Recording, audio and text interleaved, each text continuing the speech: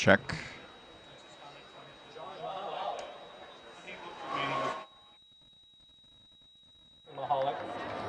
And brother and sister Chris and Kara Mahalik. John's been in the band for 4 years, also involved with the jazz band and pit band.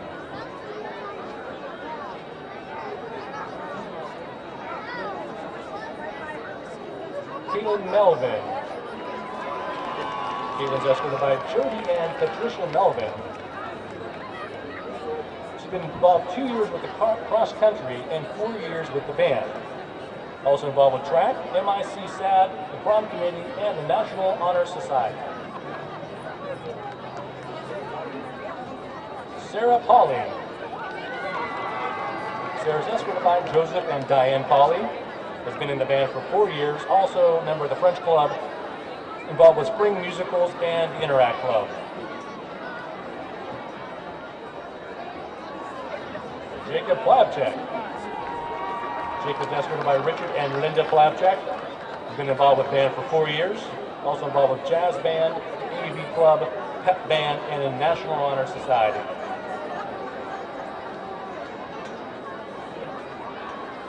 Brandon Short. Brandon's escorted by Stephen and Margaret Bobbs. Has been in band for 4 years.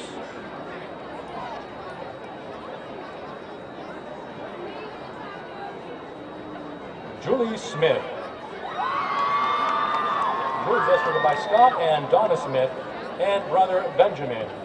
Julie's been involved with the band for 4 years, also involved with the pep band, yearbook, MIC SAD, and as a side note, happy birthday.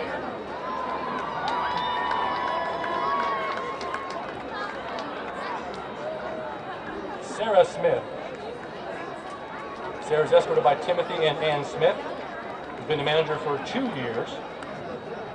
He's also class secretary, secretary of the National Honor Society, involved with MIC SAD, Interact, Spanish Club, Prom Committee, Spanish Honor Society, an AP Scholar with Honor.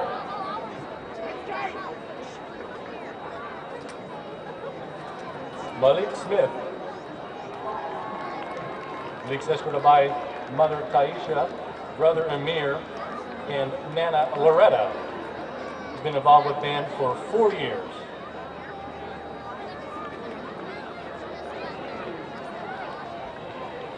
Sarah Spear. Sarah's escorted by Kevin and Laureen Spear. She's been involved with band for 3 years, also part of the National Honor Society, involved with Bible Club, Symphonic Band, and is active in her church.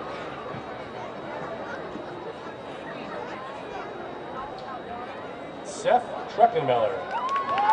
Seth is escorted by Tim and Star Truckenmiller.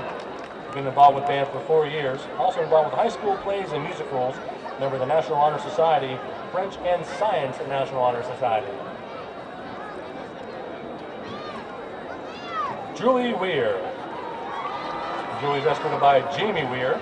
She's been in the band for 4 years, also involved with French Club, Interact, and member of National Honor Society.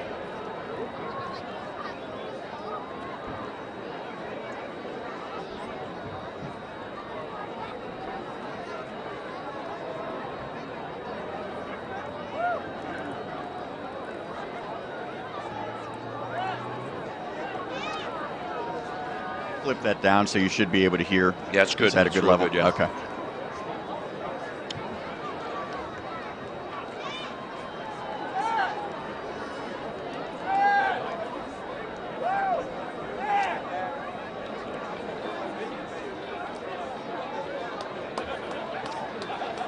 Ladies and gentlemen, let's give a big hand to our Belle Vernon area seniors as we wish them the best of luck in their future endeavors. Good luck, seniors.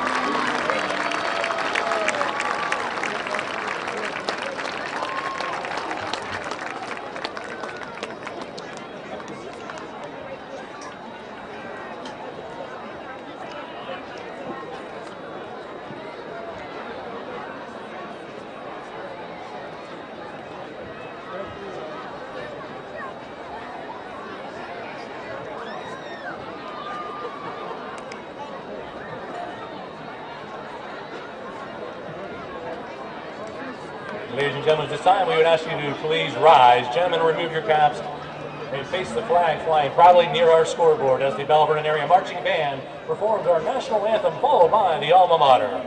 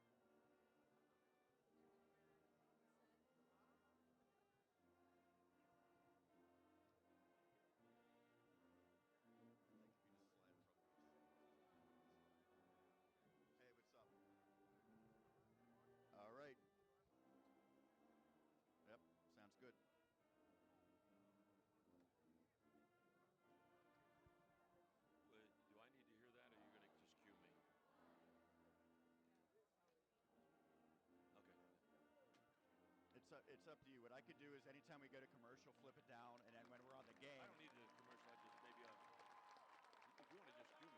Okay.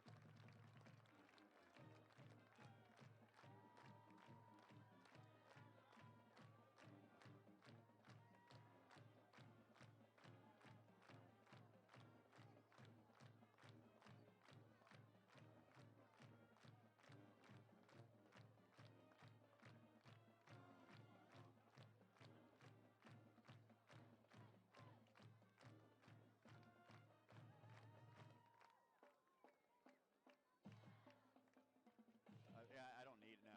I think they just bring them here for everyone, so that works.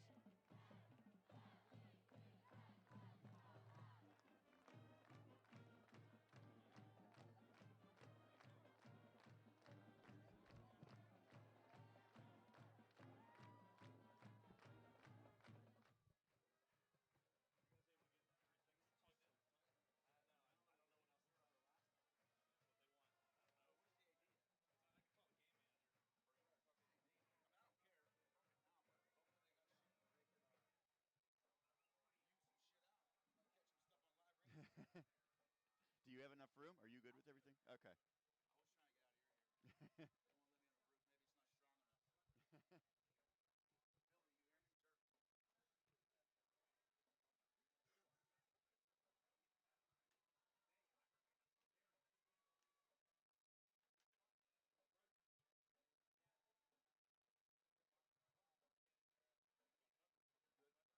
Yep.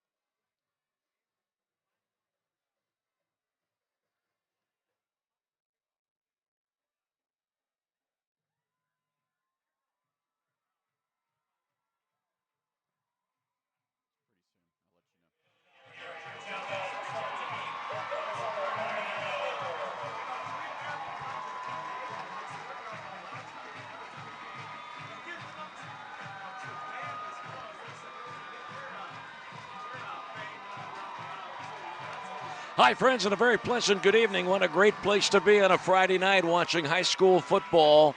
And tonight, a battle of cats, leopards, and jaguars. Class 4A, Big 9 Conference. Belle Vernon ranked number 3 by TribLive's High School Sports Network. And Belle Vernon has a 6-0 conference record, a half game better than the 4A defending champions from Thomas Jefferson, who are the number 1 team in 4A. West Mifflin's number 3 in the standings, with Ringgold and Greensburg-Salem tied for 4th, and the top 4 teams from the Big 9 Conference will make it to the playoffs. Belle Vernon, Thomas Jefferson, Sean Meyers alongside. Your thoughts, partner? This is going to be definitely the stiffest test that Thomas Jefferson has faced in Big 9 action. A lot of people think that this Jaguars team might be even better than the team that decisively captured a championship last year at Heinz Field. It's really predicated on an explosive offense and a stifling defense. That's a pretty good combination, averaging nearly 50 points per game, giving up just over 3 points per game. It is remarkable how good this Jaguars D has been, and they have a couple of Pitt Panther commits, Devin Danielson and Noah Palmer, leading the way. So Thomas Jefferson, 6-0 overall, 5-0 in the conference a year ago under Bill Chirpak. Thomas Jefferson was 12-1 and won the WPIAL championship game, defeating Newcastle at Heinz Field, and then lost to Erie Cathedral Prep in the state quarterfinals. Thomas Jefferson has won 16 consecutive regular season games. The last time Thomas Jefferson lost a regular season game, it was September 11, 2015 to Belle Vernon. And we mentioned when we were talking to Don Rebel that going back several years now, it just so happens that Thomas Jefferson is 13-1 against Belle Vernon since 2013. For Belle Vernon, Matt Humpert is the head coach. 6-0 overall, 6-0 in the conference, 7-3 last year overall, and then 6-2 in conference play, finishing tied for second, and then losing to West Mifflin in the quarterfinals. I mentioned also during the report with Don Rebel, and I'll tell you again now, that Belle Vernon will receive the football to start the game. Joe Kulik is the referee. Ron Gregory is the umpire. The head linesman is Jim Davis. The side judge, Matt George Alice. And the field judge is Scott Eckel, the line judge, Lee Wetzel. Same crew that worked the Pine Richland Central Catholic game that we called at Pine Richland several weeks ago. And that was a game that we thought maybe Central Catholic would provide the first challenge for the Rams. Didn't work out that way. We'll see if Belle Vernon is able to finally test this Thomas Jefferson team. I think it'll be very important for the Leopards right off the bat to at least match the physicality of this Thomas Jefferson defense. The Jaguars have some imposing forces along the line. A.J. Mashenko will kick off for Thomas Jefferson. Belle Vernon going from the left to right as we watch from the broadcast booth here. Frogner and Pascal are back deep for the Leopards.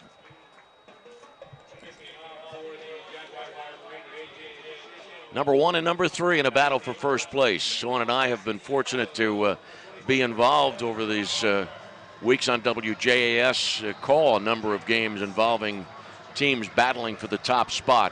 Here it is, week number 7 in what is a 9 regular season schedule. Here we go. The run up by Mashenko and the kick. Frogner at the 4, right up the middle. Now cuts it a bit to the right side. Near side numbers on his feet, 25, 30, still tiptoeing the sideline, and finally run out of bounds near midfield and brought down by Thomas Jefferson's James Martinez. Well, great opportunity for Belle Vernon with tremendous field position, but we got a flag that's going to bring it back. Forget what I just said. Flag down around the 23-yard line. So the Frogner run, which was about, 46 yards, negated by the penalty. And Frogner did a great job being able to tightrope the near sideline, but that will be negated. Ball back to the 14-yard line of Belle Vernon. Belle Vernon's center is Eric Oblak, Colin Pallotta, and Kirk Papelis are the guards. Blake Zubovic and Anthony Rebar are the tackles. And it'll be Derek Thomas in the tight end position, set up on the right side of the formation.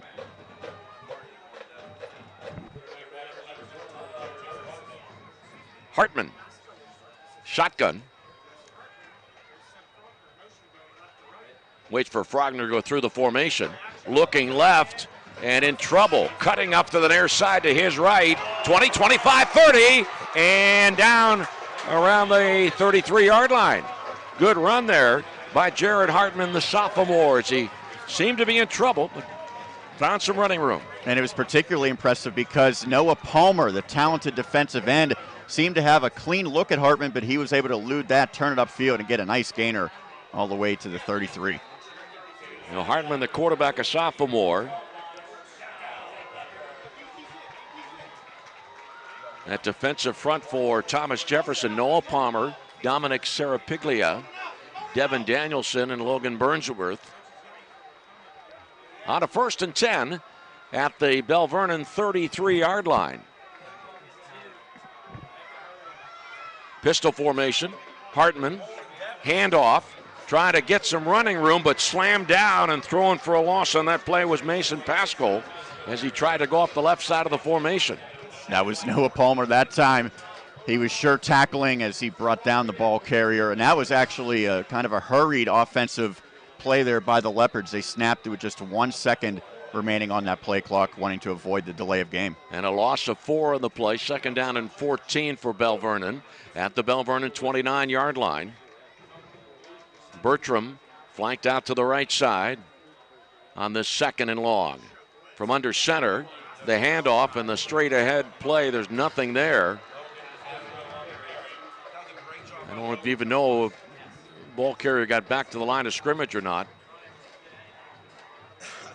Logan Danielson. Loss of the play. Yeah, Logan Danielson, the younger brother of Devin Danielson, one of those players in on the stop. He's just a sophomore, already stands at 230 pounds. Back to the 27-yard line. It is 3rd down and 16 for Belle Vernon. Frogner flanked out to the left and Bertram to the right. Shotgun. 3rd down and 16. Fake of the handoff. Looking to throw is Hartman, and he is throwing for another loss. And Belle Vernon's going to be forced to punt. Martinez and Shaw coming up from defensive back position to help out on the tackle. Max Shaw's been a revelation this year at the inside linebacker, team leading 21 tackles entering play, certainly added to it there. As he also has 3 interceptions. He's really become a complete player for this linebacking corps. 4th down and 17, the ball at the 25-yard line. Guess the punter.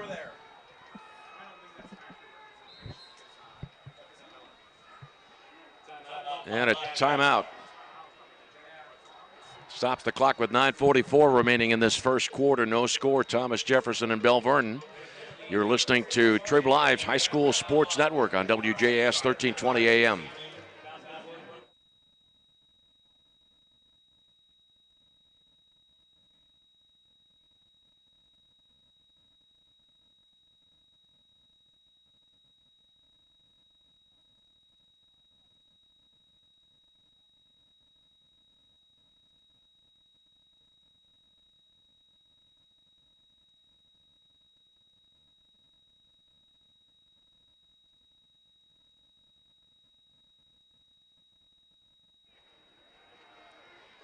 All right, the punt from Guest and a line drive kick. Bounces at the 45, taken by Fairman at the 35-yard line for Thomas Jefferson. Far side numbers, and then brought down, and a fumble on the play. Scramble for the loose football. Fairman took the punt, came up a couple of yards, and the officials are sorting it out here. And it is still Thomas Jefferson's ball. Disaster averted there for the Jaguars after Fairman seemingly put it on the turf. Looked like the ball came out late, but did seem to be a fumble, but fortunately for the Jaguars, they were able to recover. Now the Thomas Jefferson 44-yard line. The center is Dominic Serapiglia. Quarterback, the sophomore Shane Stump. I formation with Bell in front of Vigna. On a 1st and 10, the ball at the Thomas Jefferson 44-yard line.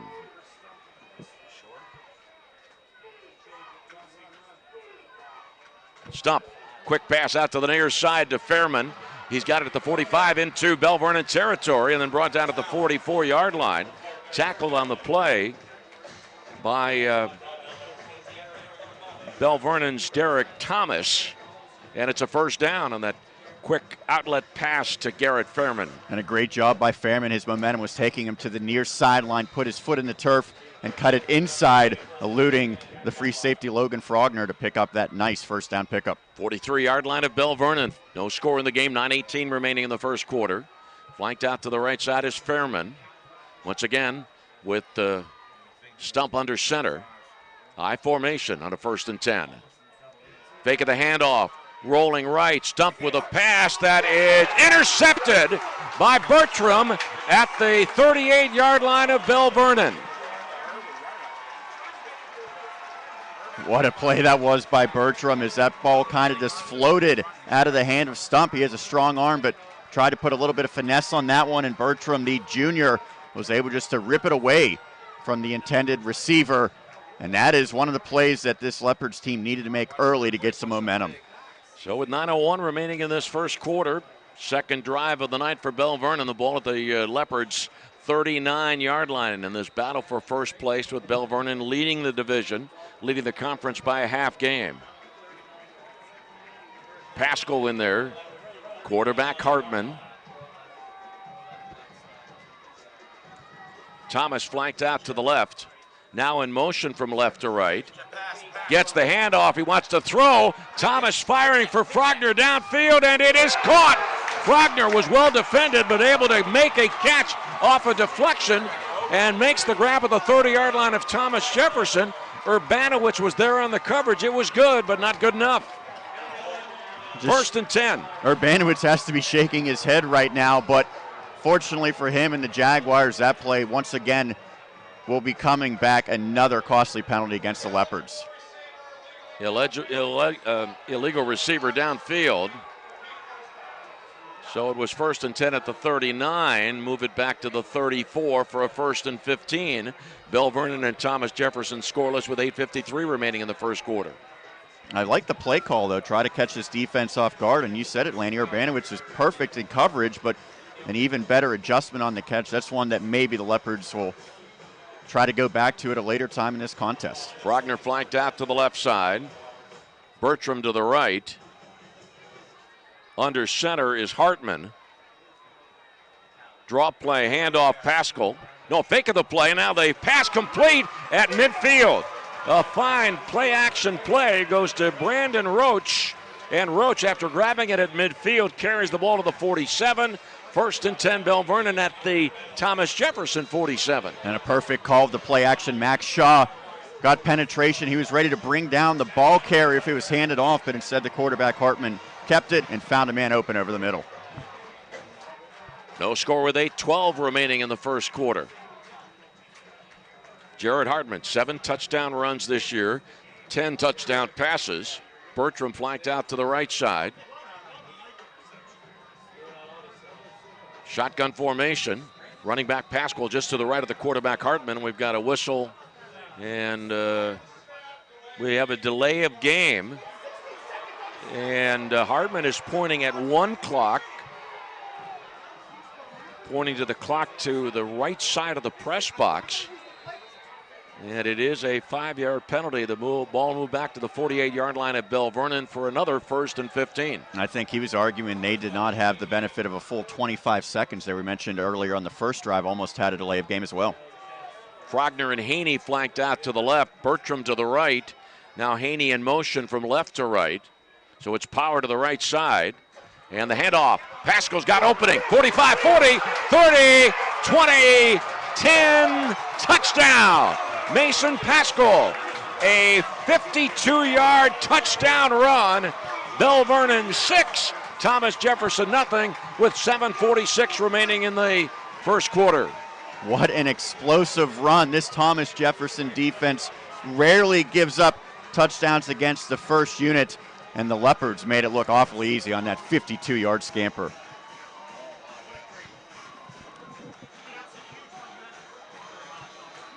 Guess with the extra point, Frogner holding.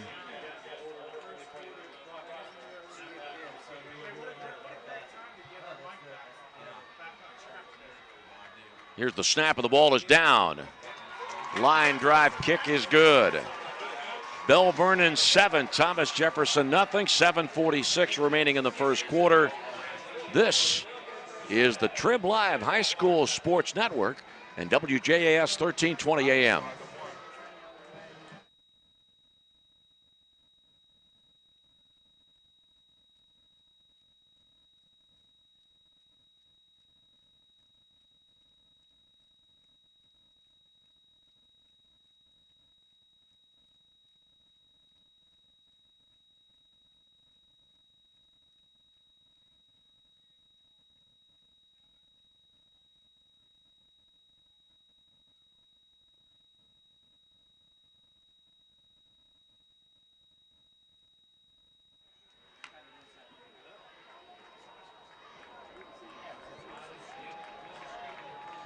All right, so Belle Vernon's ready to kick it away after scoring the game's first touchdown. 7-0 Belle Vernon leads.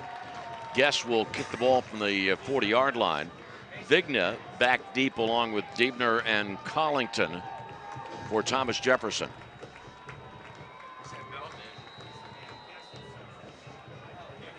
A series that has been dominated over the years by Thomas Jefferson, but Belle Vernon strikes first. Cameron Guess, the run up, and the kick. Vigna at the 5, center of the field, cuts to his right. 10, 15, outside the numbers, 20, flag on the play. 25, and stopped around the 28-yard line. The flag was thrown about 40 yards. Yeah, it was thrown right around midfield. That's quite an arm by the official, and we've seen a number of penalties in the early going. Couple of big plays for the Leopards negated because of flags.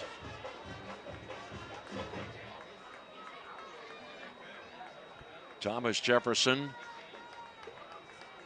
ready for its first drive of the night. Keep in mind that Thomas Jefferson coughed up the, this is its second drive of the night. The flag has been picked up. That first drive for Thomas Jefferson ended in an interception. So this drive starts at the Thomas Jefferson 28-yard line.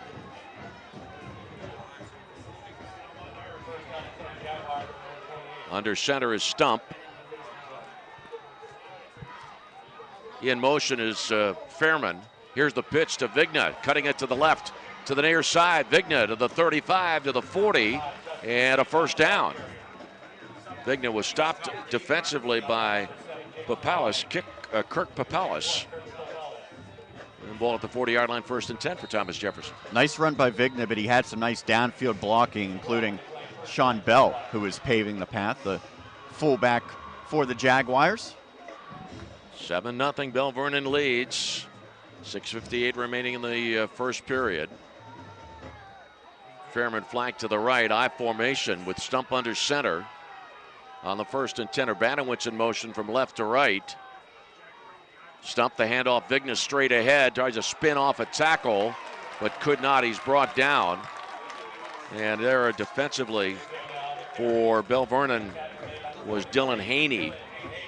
And no gain on the play, 2nd and 10. Vigna tried to show his strength, powering through the first tackle, but Haney made sure he did not slip away. And this is a situation, if Belle Vernon can force Thomas Jefferson into apparent passing situations, it'll really help the defense of the Leopards. 2nd and 10 at the 40-yard line. Diebner flanked out to the right with Fairman in the slot. Once again, the I formation, Stump under center. 2nd and 10. Handoff to Bell, the fullback, and Bell is slammed down. Met at the line of scrimmage by Dom Dongili. Gain on the play of 2 yards. Bell got it to the 42. It's 3rd down and 8. I think that might even be a generous 2 yards on that spot, but Don Gilly blew that play up. This is a team that has 4 pretty good linebackers for the Leopards. On a 3rd down and 8, the ball at the 42-yard line of Thomas Jefferson. Collington in the slot to the right. Fairman flanked out to the right. Diebner and Urbanowicz off to the right, and in the shotgun is Stump. 3rd and 8. Stump looking, and the ball is tapped, knocked down at the line of scrimmage for an incomplete pass. And that'll make it 4th down. Brandon Roach, who is able to do his best J.J. Watt impression, swatting that pass down.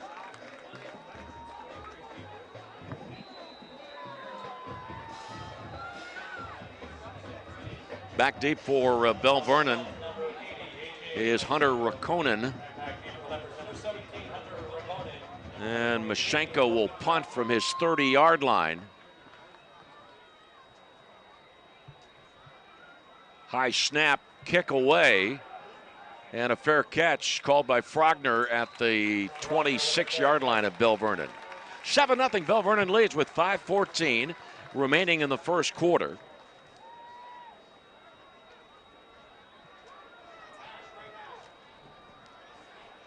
.26-yard line for the Leopards. We have a good view of Coach Chirpek walking the sideline in front of us. He's always fun to talk to, and he's always donning those shorts. That's become a trademark of his. And nice weather for it tonight, but once you get into November, not always favorable conditions for it. By the way, note what Sean just said. Belle Vernon has the sideline across from the press box, similar to Upper St. Clair. The visiting team is on this near side. Hartman, handoff to Pascal, and Pascal is stopped. Maybe a loss on the play. Apparently got back to the line of scrimmage to bring up a 2nd and 10. Just to put into perspective what Belle Vernon was able to do on that last touchdown drive that spanned 61 yards. Thomas Jefferson has not allowed more than 7 points all season long, so for the Leopards to put up 7 in the first quarter is impressive itself.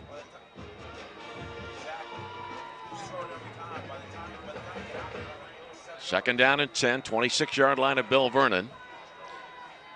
Quick drop, looking to throw, and the blitz was on and throwing for a loss.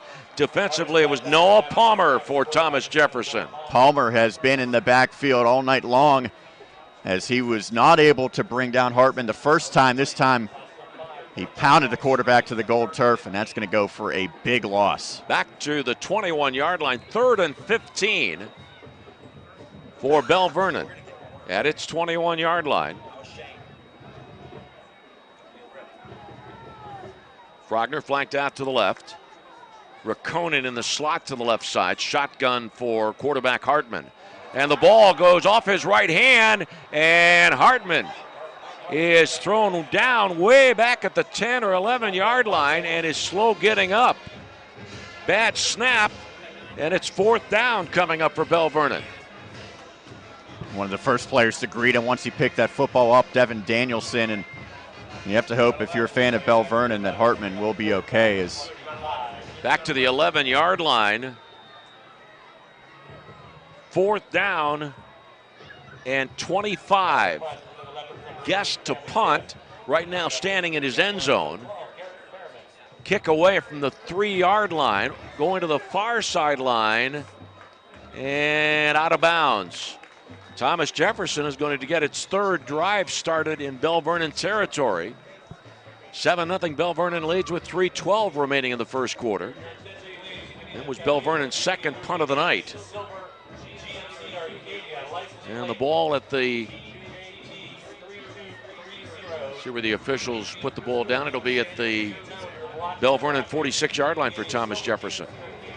That was the kind of response Thomas Jefferson needed from its defense, forcing the 3 and out, a sack and a tackle for a loss, and as a result, flipping field position, so the Leopards are on the plus side of the 50. 1st and 10. Stump under center. Bell and Vigna behind him. Looking left for the slant pass over the middle, incomplete, intended for Diebner. Good defensive coverage there by Jake Fine. Fine coming up from the cornerback position. It's an incompleted pass, 2nd and 10. And the problem there for Stump, he had a lot of velocity on that throw, but he was eyeing his receiver from the second he took that snap. And as a result, Jake Fine, the cornerback, was able to read that and again make a nice break on the football to break up that pass attempt. 2nd down and 10. The ball at the Belle Vernon 46-yard line. Thomas Jefferson has it. Urbanowicz and Fairman flanked out to the left side at the open side of the field. Handoff. Vigna was able to bounce off a tackle, but then slipped in the logo and is brought down at the line of scrimmage. There defensively for Belle Vernon was Dom Dungili, and it's now 3rd and 10 for Thomas Jefferson.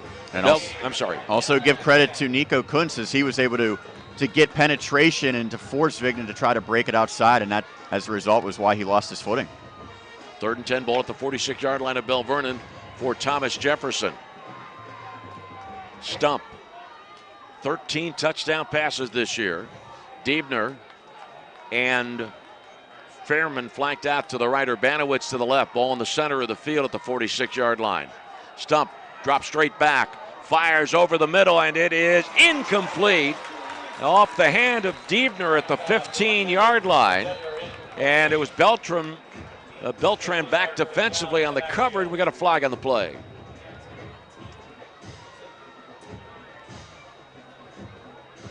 Holding against Thomas Jefferson. It is declined. That brings up a 4th and 10 for the Jaguars at the Belle Vernon 46-yard line.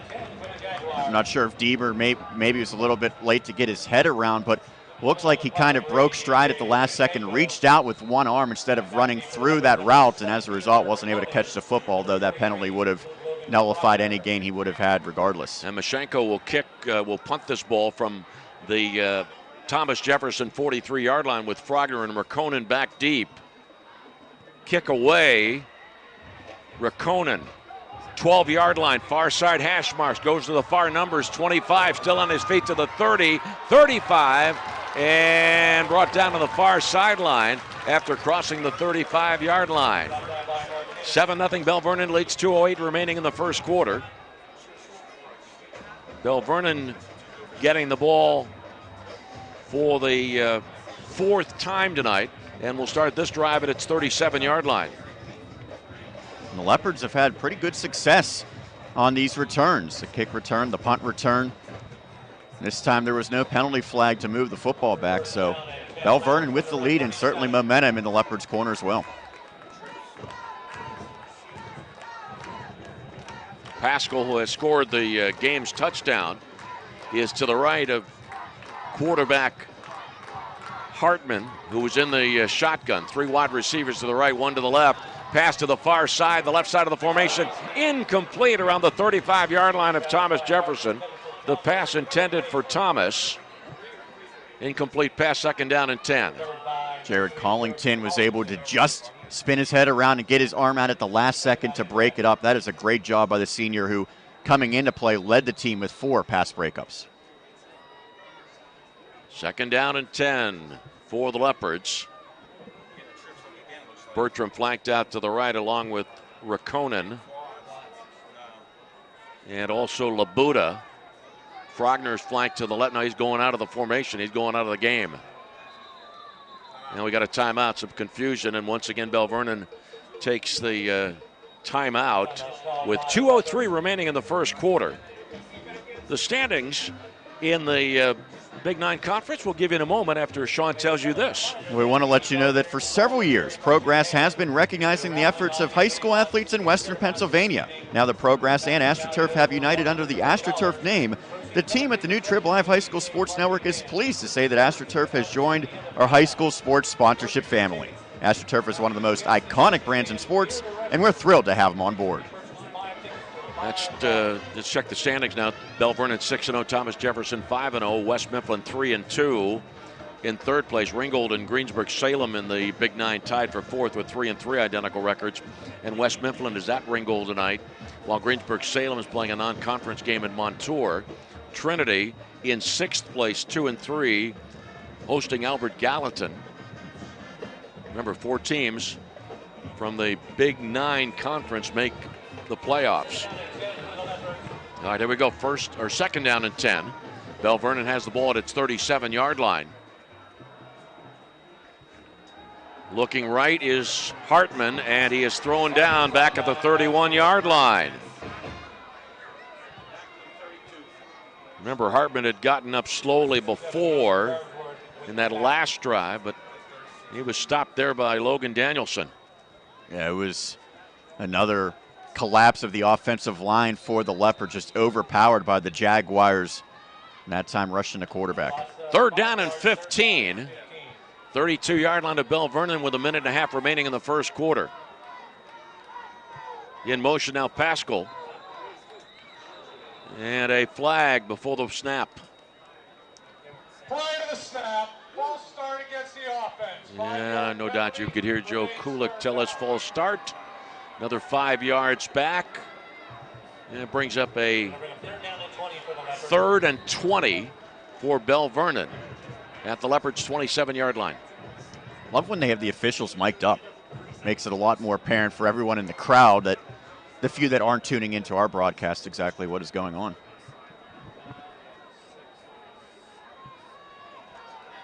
Third and 20.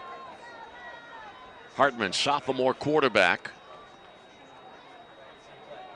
Fakes a handoff and then was going to try to run with it and was grabbed and thrown back for a sizable loss by Devin Danielson. 6'3", 295 pounds. And the tackle was made at the 26-yard line. 4th down for Belle Vernon, leading 7-0 over Thomas Jefferson. You might have heard moans from the fans, the Belle Vernon faithful. They thought maybe it was a horse collar tackle by Danielson, but the official right there said it was a legal one. Once again, back deep is Fairman. He's standing at the Thomas Jefferson 40-yard line. And Guest's punt almost blocked. Ball hits at the 45, taken at the 42. Fairman coming to the near side, 45-yard line, and then out of bounds. So Thomas Jefferson has the ball with 19 seconds remaining in the first quarter, trailing 7-0. Belle Vernon's had the ball 4 times, 3 punts and a touchdown. Thomas Jefferson, previous 3 drives, 2 punts and an interception. Thomas Jefferson, 47-yard line. Thomas Jefferson, center. Sarah Piglia, Burnsworth, and Danielson, Logan Danielson, the guards. Duda and Devin Danielson, the tackles. Diebner flanked out to the left, and Fairman to the right. Stump, handoff. Vigna's got some running room up the middle. 45, 40, near side numbers. 35, and finally wrestled out of bounds at the 33-yard line by Bertram. 1st and 10, Thomas Jefferson. And what a job by the offensive line of the Jaguars, especially the interior linemen. They were able to open up a hole. Vigna was able to run through easily, got at least 5 yards beyond the line of scrimmage before any defenders were near him. Flag on the play. Inadvertent face mask against the defense. 5-yard penalty, result is a first down. The ball was going to be at the 34. Move it up to the 29-yard line of Belle Vernon. It was a 19-yard run for Vigna. 1st and 10, Thomas Jefferson has it, 11 seconds remaining in the first quarter. Belle Vernon leads 7-0. It was a 52-yard touchdown run for Mason Pascal for the Belle Vernon touchdown. Urbanowitz and Fairman flanked out to the right with Stump under center. I formation, Bell in front of Vigna. Vigna, right guard, slips through, found a little bit of an opening and gets down to the 26-yard line for a gain of 3. Derek Thomas, a reserve middle linebacker, in on that stop. 2nd and 7. And that's the end of the first period. At the end of one in this battle for first place in the Big 9 Conference, Belle Vernon 7, Thomas Jefferson nothing. This is the TribLive High School Sports Network and WJAS 1320 AM.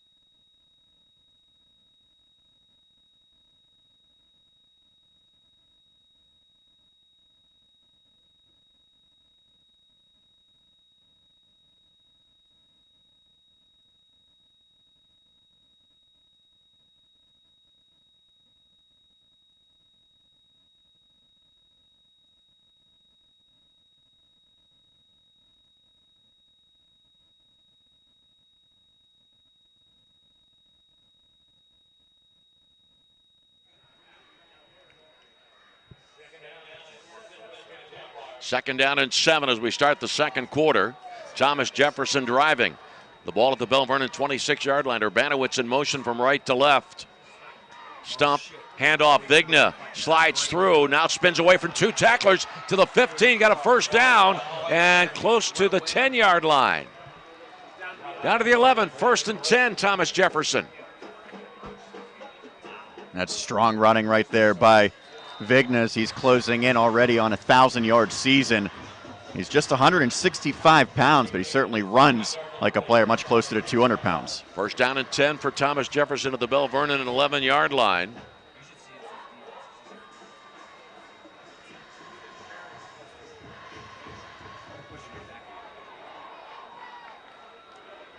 Stump under center. Loses the ball for a moment. It bounced back up to him off the carpet, and then he went off left guard, so picked up maybe a yard on the play. Yeah, make it 2 yards. Ball at the 9-yard line. 2nd and 8 at the 9. Kuntz in on that stop, and we've now seen both quarterbacks doing a nice job picking up the ball off of the turf and making the most out of it, if nothing else, avoiding a disastrous play. Fairman flanked left. Diebner flanked right. Vigna, the only running back behind quarterback Stump. Once again, a poor exchange. Stump pulled away from the center, didn't have the ball.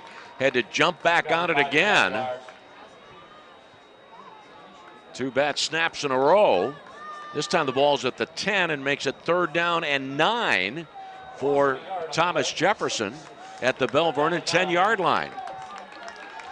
Opening minute and a half of the second quarter. Belle Vernon leads 7-0.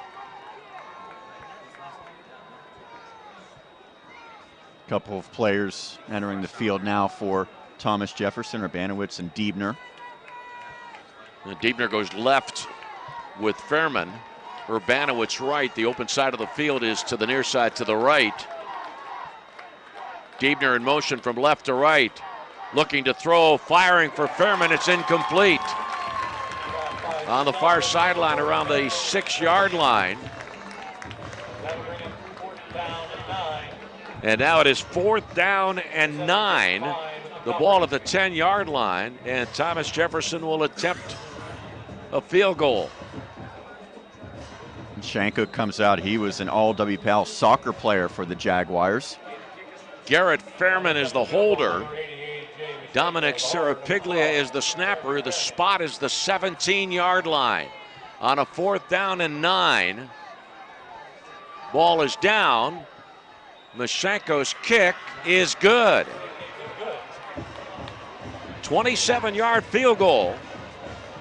Coming with 9:58 remaining in the second quarter. Belle Vernon 7, Thomas Jefferson 3. This is the TribLive High School Sports Network and WJAS 1320 AM.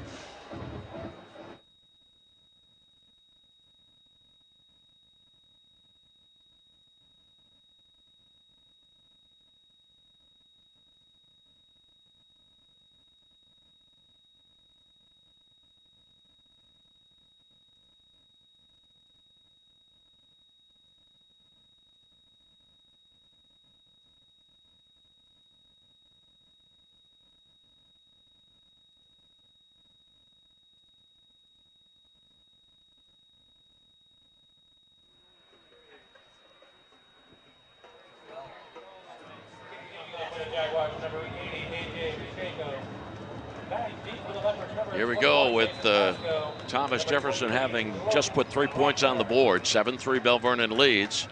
Mashenko to kick from the 40-yard line with Frogner and Pascal back deep, standing around the 5. And the kick, Frogner, center of the field, grabs it at the 10.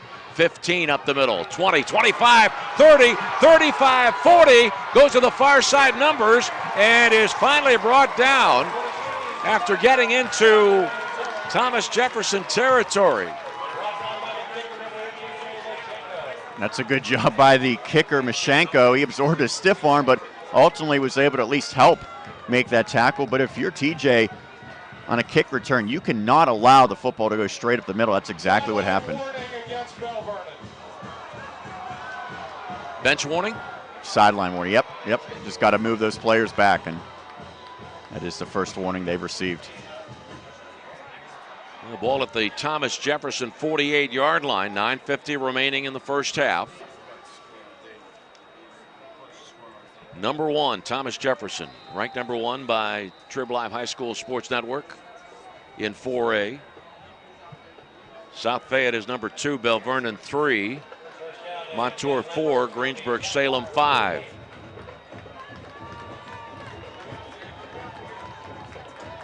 First and 10. Hartman, the quarterback, has Pascal to the left. Looking left.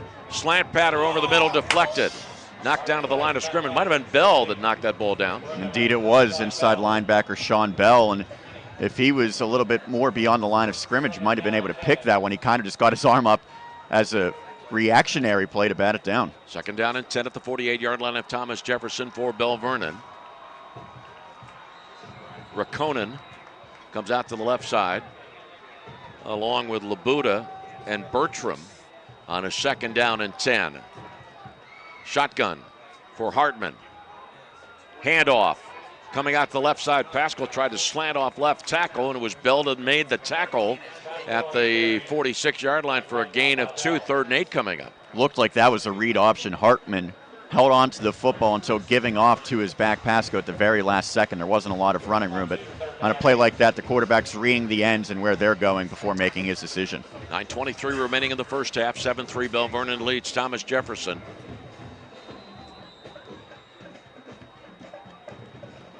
Blake Savovic goes off the field.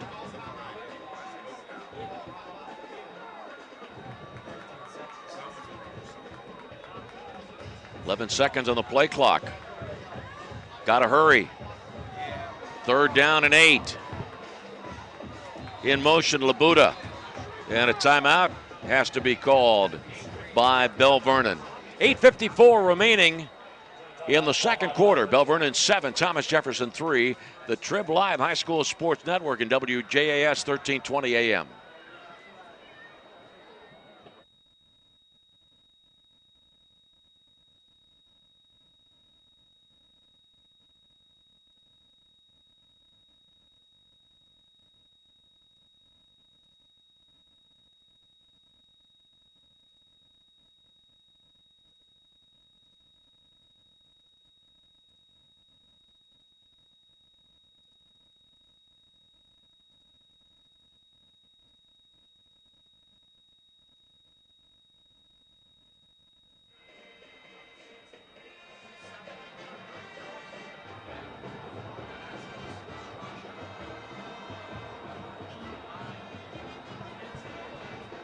Coming up, a 3rd down and 8.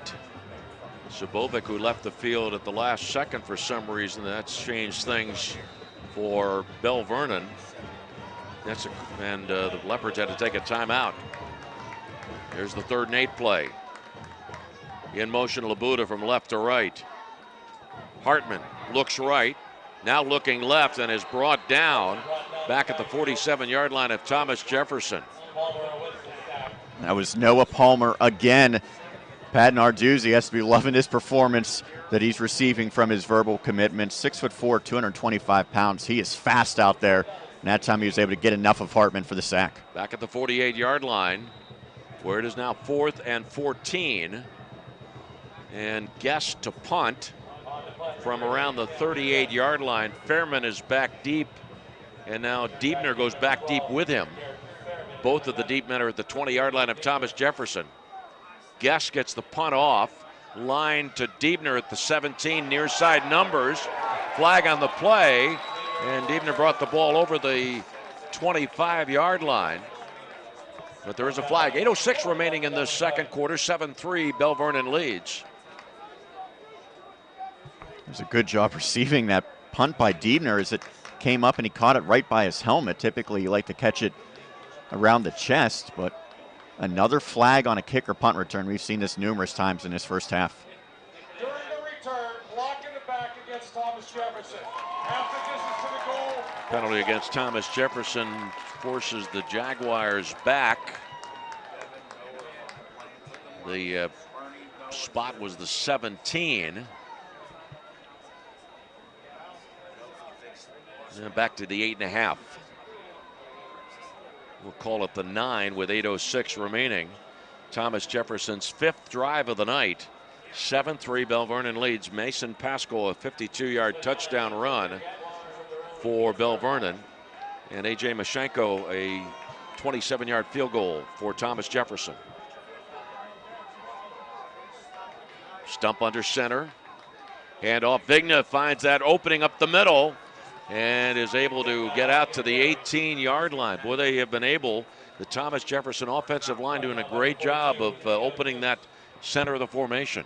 That time a pair of players brought him down, but not before a nice gainer. Bertram on the back end was able to finish off Vigna. But again, it goes back to the job the offensive line is doing, opening up those holes for their senior running back. 2nd down and a half yard at the 18-yard line of Thomas Jefferson.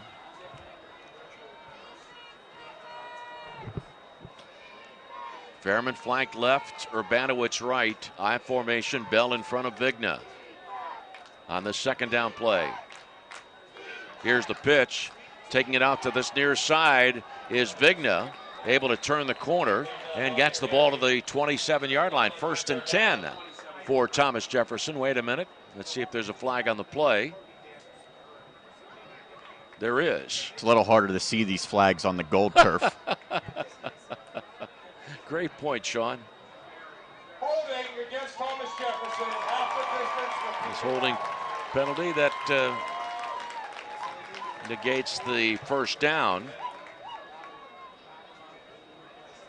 And the ball is back to the 9-yard line.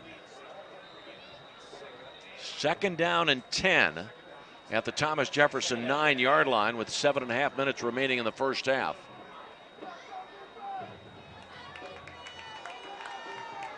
Diebner flanked out to the right and Fairman to the left. Ball on the near side hash marks. Vigna gets the handoff, trying to push the pile. Fumble on the play. Belle Vernon recovers. Belle Vernon recovers. Logan Petrosky came up with it. And he just knocked his teammate down as they did the chest bump. Derek Thomas hits the turf. But what a job by the defense, and Petrosky able to scoop that one up after it slipped out of Vigna's hands. And now a golden opportunity to put more points on the board for the Leopards. Excuse me, Sean, the ball's going to be at the 13-yard line.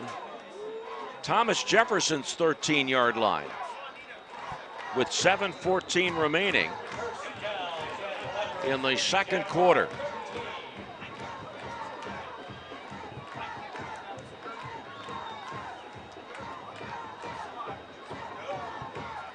Shotgun. Hartman has Pascal off to the left side in the formation. 3 seconds on the play clock. Snap is good. Ready to throw for the end zone. Touchdown! Touchdown pass to Derek Thomas. 13-yard touchdown pass, and Belle Vernon leads 13-3 with 7:10 remaining in the 1st half. A great job by the tight end Thomas. He had 12 receptions and 5 touchdowns entering play, was able to get inside position, and then Hartman threw the ball right on the money to give them the 10-point and what they hope will be 11-point lead. And Guess ready to tack it on. Frogner the holder. Ball is down, and it is true. That kick is true. 7:10 remaining in the 1st half. Belle Vernon 14, Thomas Jefferson 3. I want to let you know that coming up at the half, it's the TribLive High School Sports Halftime Show. This week, it's Don Rebel welcoming Chris Harlan of TribLive.com as they talk about WPIAL football recruiting. Both of the touchdowns for Belle Vernon coming off turnovers. Matt Hubbard, the head coach of the Belle Vernon football team, is also athletic director. 4th year for Matt leading this Belle Vernon football team. He also was head coach at Ringgold. As the head coach of Belle Vernon, Matt is 28-9. Played high school sports at Laurel Highlands, then went to California, Pennsylvania. Matt Hubbard's wife is Kimberly. She teaches in the Belle Vernon School District. And Kimberly and Matt have 2 children, Nolan and Peyton. Vigna, Diebner, and Collington back deep for Thomas Jefferson, as Guess is getting ready to kick the ball away again from the 40-yard line.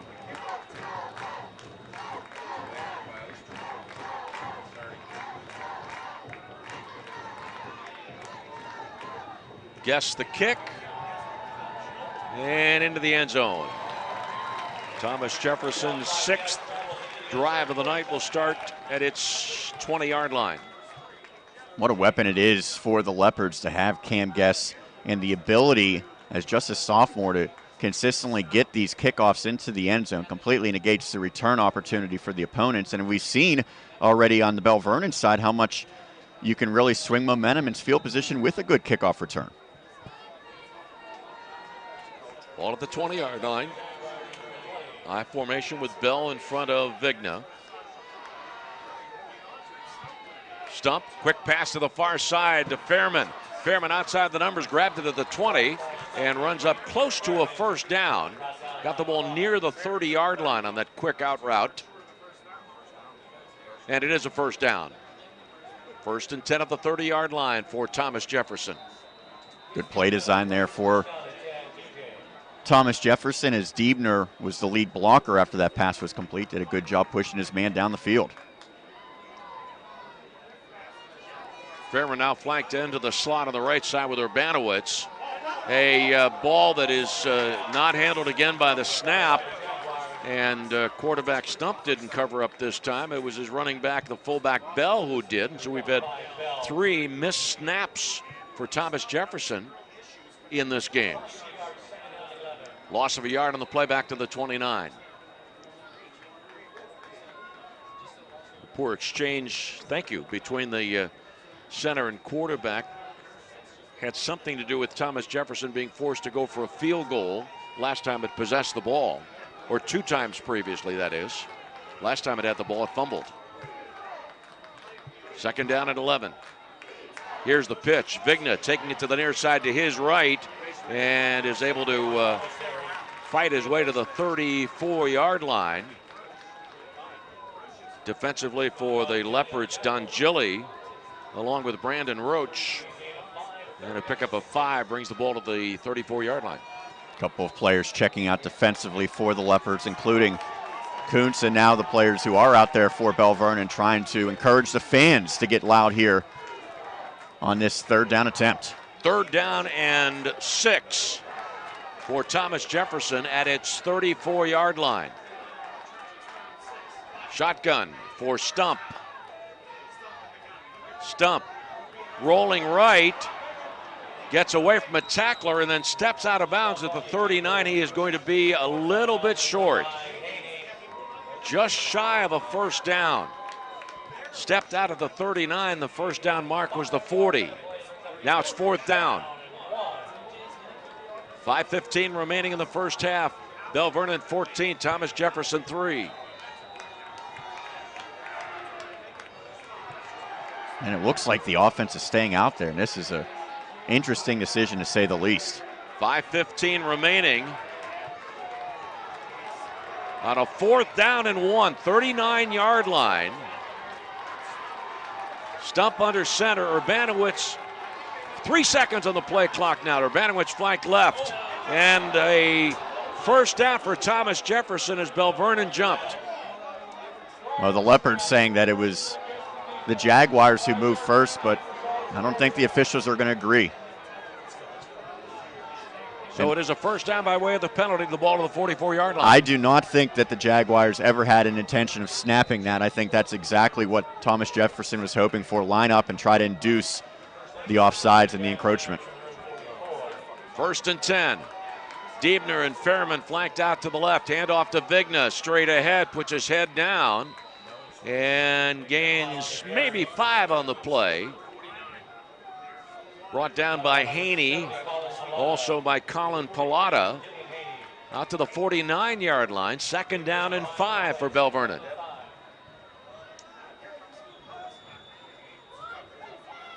(14-3). Belle Vernon leads Thomas Jefferson with 4:48 remaining in the second quarter.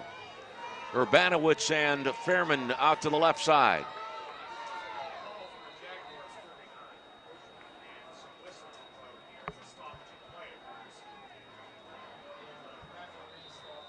Second and 5 play. Battle for first place in the Big Nine Conference. Stump under center. Handoff Vigna off right guard. And Vigna gets to the 47-yard line before being thrown back. And a host of Leopards there defensively, along with Thomas and Haney.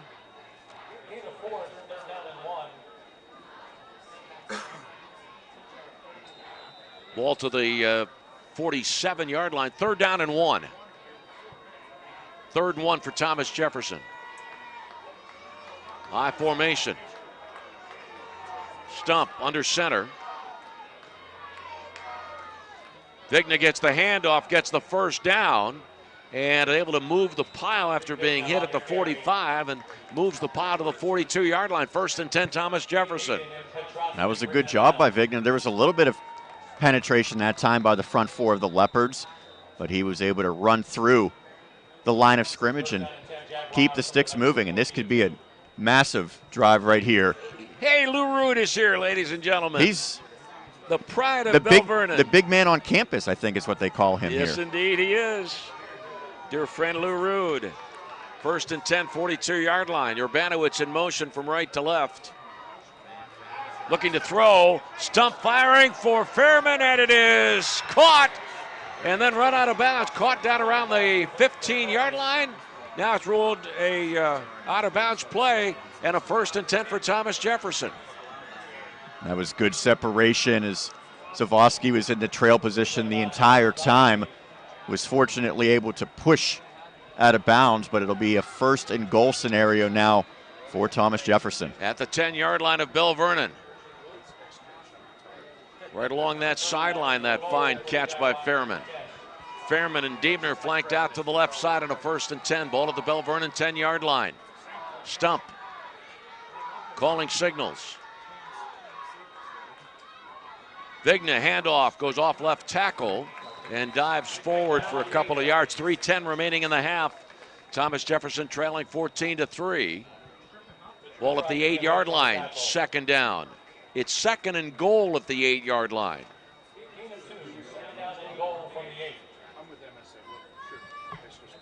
Belle Vernon's touchdowns: Mason Pascal, 52-yard touchdown run. Hartman to Thomas, 13-yard touchdown pass for Thomas Jefferson. The A.J. Mashenko 27-yard field goal. 2nd and goal at the 8-yard line for Thomas Jefferson. Stump looking to throw, firing for the corner of the end zone to Urbanowitz. It is good, a touchdown. 8-yard touchdown pass to the right corner, deep in the end zone. Thomas Jefferson gets its first touchdown of the night, and now it is Belle Vernon 14, Thomas Jefferson 9 with 2:28 remaining in the first half. A good throw by Stump, a great catch by the 6'3" Urbanowitz, who used his size and length to pluck that football out of the air right before he stepped out of bounds. And that was the drive, all anchored by that 4th down conversion by penalty that the Jags needed. Mashenko ready to attempt the extra point. Fairman the holder. Ball is down. Mashenko kicks it into the night. The extra point good. 2:28 remaining in the second quarter. Belle Vernon 14, Thomas Jefferson 10. Well, we have a moment. I want to let you know that some of the top athletes in the WPIAL are featured every week on the TribLive Center stage, which you can view on our YouTube page. Log on to our website this fall at www.triblivehssn.triblive.com. Check out which athletes we're talking to. Plus, our weekly game lights are also now featured here on the TribLive High School Sports Network. Partner, does your mom listen to a lot of our games? She tries to. Yeah? Think she's tuned in tonight? I would think so. Maybe not right now, but she at least catches a quarter pretty much every week. All right. Well, Sean's but for mom, a game like this, she better be tuning in start to finish. This is a big one. My sweetheart Suzanne Scott not able to join us for the game tonight. I know she's tuned in. Here we go. This big matchup between Belle Vernon and Thomas Jefferson. And ready for the Mashenko kickoff for Belle Vernon, Frogner, and Pascal back deep, standing around the Belle Vernon 5-yard line.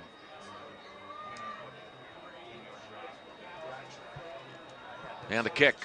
Line drive. Frogner takes it. Oh, fumbles it at the 5-yard line. Now he picks it up, center of the field.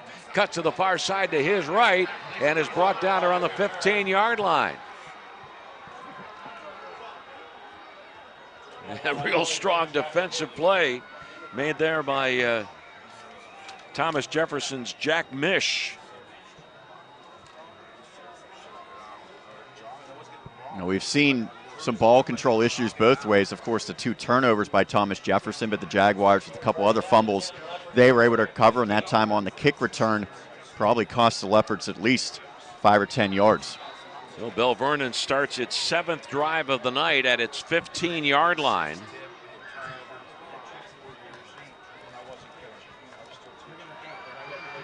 Shotgun for quarterback Hartman. Haney in motion from right to left on the 1st and 10. Play action, and on the option play, trying to cut it outside and brought down. No gain on the play, a loss on the play. As a matter of fact, the handoff was to Pascal. He came to the near side and is tackled for a loss back to the 12-yard line. That was a great job by Daniel Diebner to set the edge, not allowing Pascal to get to the outside and to turn the corner. I take it back. It's the 11-yard line to make it 2nd down and 14 with 1:53 in the first half remaining. Belle Vernon has the ball, leading 14-10. Hartman under center. Here's the pitch. Pascal trying to take it outside to the right, but he'll be unable to do so. Good strong defensive play to cut it off. Stops the clock with 1:31 remaining in the first half. Timeout taken by Thomas Jefferson, hoping maybe to get the football back here in this second quarter. And one of the players who was able to get penetration, we've called his name a number of times, that's Max Shaw. I'm cheating here, see if I can, yeah, it was Hartman that came up defensively for Thomas Jefferson on that play, along with Noah Palmer. So we've got a timeout with 1:31 remaining. Belle Vernon has the ball. The Belle Vernon boys soccer team in 3A, ranked number 7 according to the TribLive High School Sports Network. West A is number 1 in boys soccer in 3A. Thomas Jefferson's girls soccer team ranked number 5 in 3A. And Moon is number 1 according to the TribLive High School Sports Network. 14-10, halftime. Don Rebel and Chris Harlan. Who else is going to be joining us at halftime? Paul Schofield of Trib Total Media, longtime Westmoreland County guy. Yeah, we're all part of that new family. Hartman, handoff, and up the middle. Pascal trying to get the ball out to, well, he does get it out to the 15-yard line, and a whistle stops play again with 1:25 and another timeout. Thomas Jefferson takes another timeout, and it's a 4th down play, 4th and 10 at the 15-yard line with 1:25 remaining in the half. Well, Thomas Jefferson has one more timeout left and is about to get the football. That's plenty of time for the Jaguars. Of course, it depends on where this possession starts with the Leopards set to punt it away. But Thomas Jefferson now coming up with some big defensive stops. A chance for the offense to give possibly the lead to this team heading into the locker room. And this would be the 5th punt of the night for Belle Vernon. Guess is standing at his 2-yard line. Fairman and Diebner are back near midfield. standing near the Belle Vernon logo. Clock was a little late, but that was the final timeout for TJ used. Okay, thank you. Here's the snap. And the kick, it's a good one. That ball is going to drop at the 32-yard line. Back to get it, and then falling down at the 24-yard line is Diebner. That was one whale of a good punt from Cam Guess. Looks to be about 61 yards officially on that punt with 0 on the return.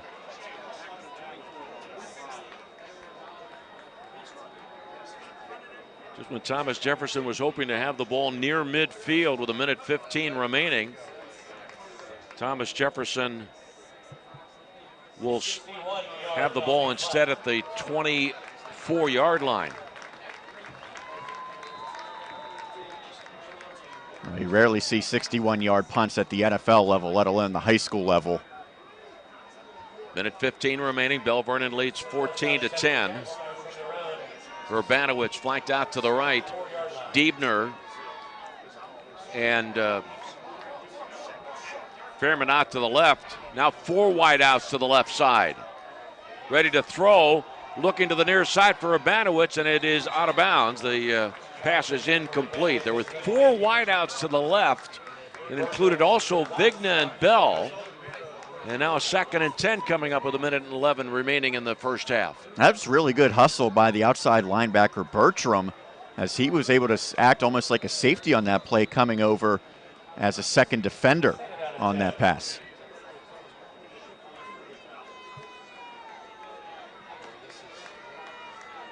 Two wideouts to the left, Diebner and Fairman on a 2nd and 10. Handoff, Vigna straight ahead. Gain of a couple. Ran into traffic. And brought down by Don Gilly.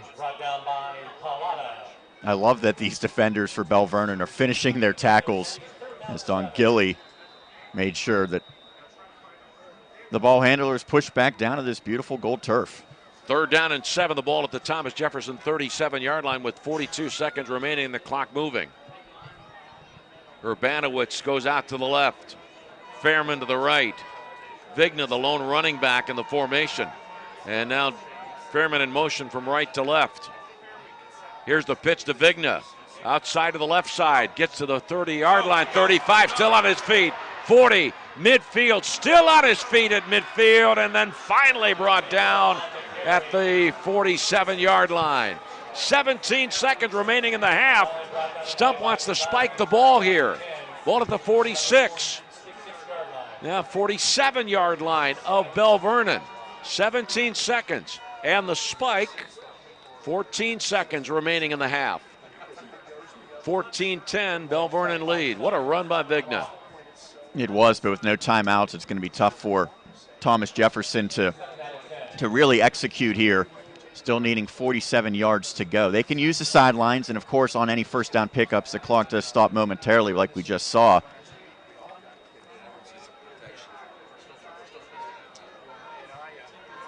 Urbanowicz to the right, along with Fairman in the slot to the right side. Diebner to the left.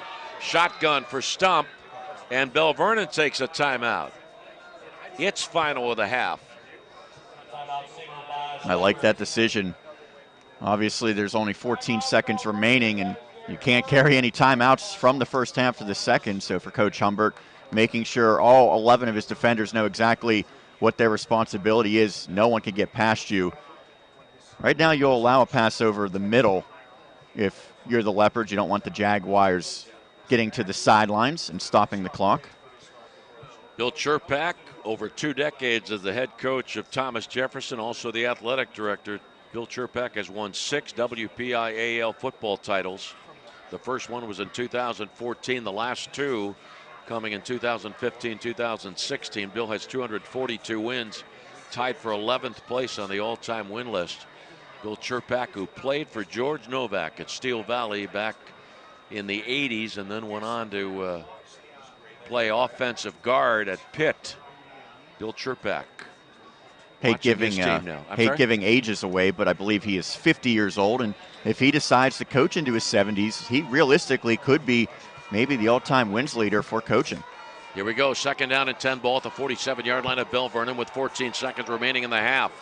Stump. Ready to throw. Back a couple of steps. Firing deep for Fairman, and it is incomplete at the goal line. Frogner was there defensively. Fine was back there as well, and that ball, after it tipped up into the air, nearly came right down into his awaiting arms, just out of his reach. Yeah, right at the goal line there, a incomplete pass, 7 seconds remaining. 007 with 47 being the spot of the ball. 3rd down and 10 for Thomas Jefferson, trailing 14-10 in these closing seconds of the half.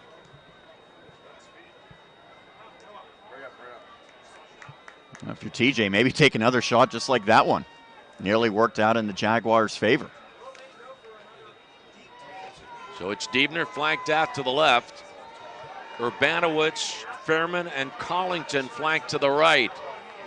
Maybe the final play of the half. 3rd down and 10 at the 47-yard line of Belle Vernon. Stump wants to throw, wants to fire over the middle for Collington, and it was way short of the intended receiver with 3 seconds remaining in the half. Collington was standing at the 21. The ball hit at the 24. Now 4th down and 10 for Thomas Jefferson. And if that pass was complete to Collington, I don't know that Thomas Jefferson would have been able to get to the line and spike the ball quick enough. It certainly would have been close. 14-10, Belle Vernon leads.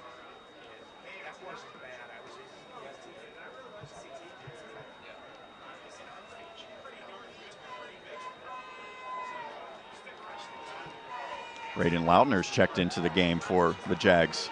Flanked out to the left. 3 the wide receivers to the near side, ready to throw on this 4th down play. Stump heaves it towards the end zone for Urbanowitz, and it is intercepted. Bring it back to the 20, 25. Pascal to the 30, 35, 40. At midfield, still on his feet. Now to the 45, 30, and finally brought down. Larry Calloway made the interception. And Calloway almost brought it all the way back. It was Garrett Fairman's tackle that saved what would have been about a 99-yard pick six. We've got a penalty. It is against Belle Vernon, and that's the end of the half. Pretty exciting at the end. Firing for the end zone was Thomas Jefferson, and the ball almost came back the other way at halftime. Belle Vernon 14, Thomas Jefferson 10. This is the TribLive High School Sports Network and WJAS 1320 AM.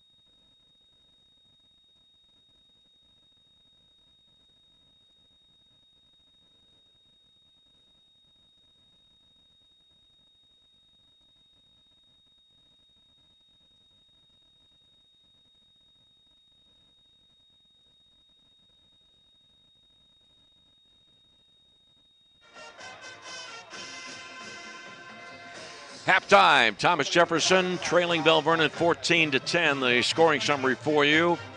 After a Thomas Jefferson interception, Belle Vernon's Mason Pasco rushed 52 yards for a touchdown. Cam Guest with the extra point. And approaching the midway point of the first quarter, Belle Vernon led 7-0. That was the score at the end of one quarter. With 9:58 remaining in the second quarter, Thomas Jefferson was driving and had the ball in close to the goal line, but had to settle for a 27-yard field goal from A.J. Mashenko. 7-3 the score there. And then with 7:10 remaining in the second quarter, quarterback Hartman connected with Thomas for a 13-yard touchdown pass. Guessed the extra point. Belle Vernon led 14-3. And then about 4.5 minutes later, the touchdown pass for Thomas Jefferson with Stump connecting with Urbanowitz, an 8-yard touchdown pass, and the extra point good by Mashenko. 14-10 is the halftime score. Belle Vernon leading Thomas Jefferson in a battle for first place. Belle Vernon coming in with a half-game lead in the Big Nine Conference. Now let's go to our headquarters, and here's Don Rebel.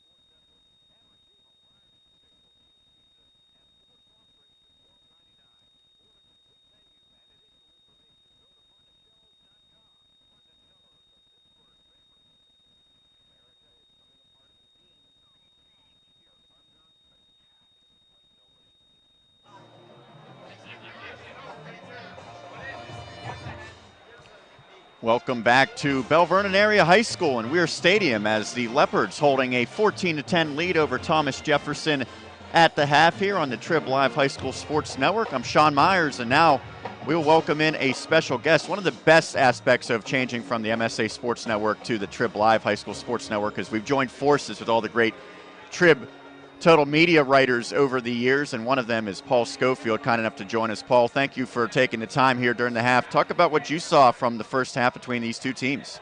Well, I saw a Belle Vernon team take advantage of TJ mistakes. They intercepted a pass on TJ's first series, and 2 plays later, Mason Pasco goes 52 yards for a touchdown. TJ had cut the lead to 7-3, and then late in the midway through the quarter, TJ fumbled it again, turned the ball over again. They have 3 turnovers the first half, and on the first play, a little slant pattern from Jared Hartman to Derek Thomas. Touchdown, made it 14-3 Belle Vernon, and then TJ gets a late score to make it 14-10. You know, I looked at the halftime stats, and the stats are funny because TJ's dominating. They 34 plays, 186 yards to Belle Vernon's 19 plays and 66 yards. So, but TJ has the big stat of 3 turnovers. So you're pretty familiar with both these teams, but in particular Belle Vernon being a Westmoreland, or at least partially a Westmoreland County team. I think everyone looks at Thomas Jefferson as the litmus test for other teams. Belle Vernon had a good start this season, undefeated, but maybe not any real tough contests. This one certainly qualified as a tough one. Are you a little surprised that they performed so well, at least through the first half? Well, they're hanging in there, and, you know, Belle Vernon has nothing to lose. TJ's a team that everybody's, you know, like you said, that everybody wants to be like. So, you know, TJ got a little more pressure on them to perform. You know, I talked to Bill Churpek earlier in the week, and he said Belle Vernon's line was big, so he kind of matched them with line, and he was complimentary of their athletes. So, I mean, if TJ thought they were going to walk in here and waltz through like they did last year, 55-0, I think they got a wake-up call early and, you know, gave Belle Vernon some momentum. We know, obviously, that the Leopards came in perfect 6-0 in Big 9 conference play, 6-0 overall. They had some tight victories. Last week it was by a touchdown against Trinity, earlier a 3-point win at Ringgold. Coming into this game, what have you really, determined about this Belle Vernon team through the 2017 campaign? Because they had to replace a lot from a year ago. Yeah, they did, and they got a sophomore quarterback who's performing pretty well. He's 2 for 4 today for 32 yards on a touchdown.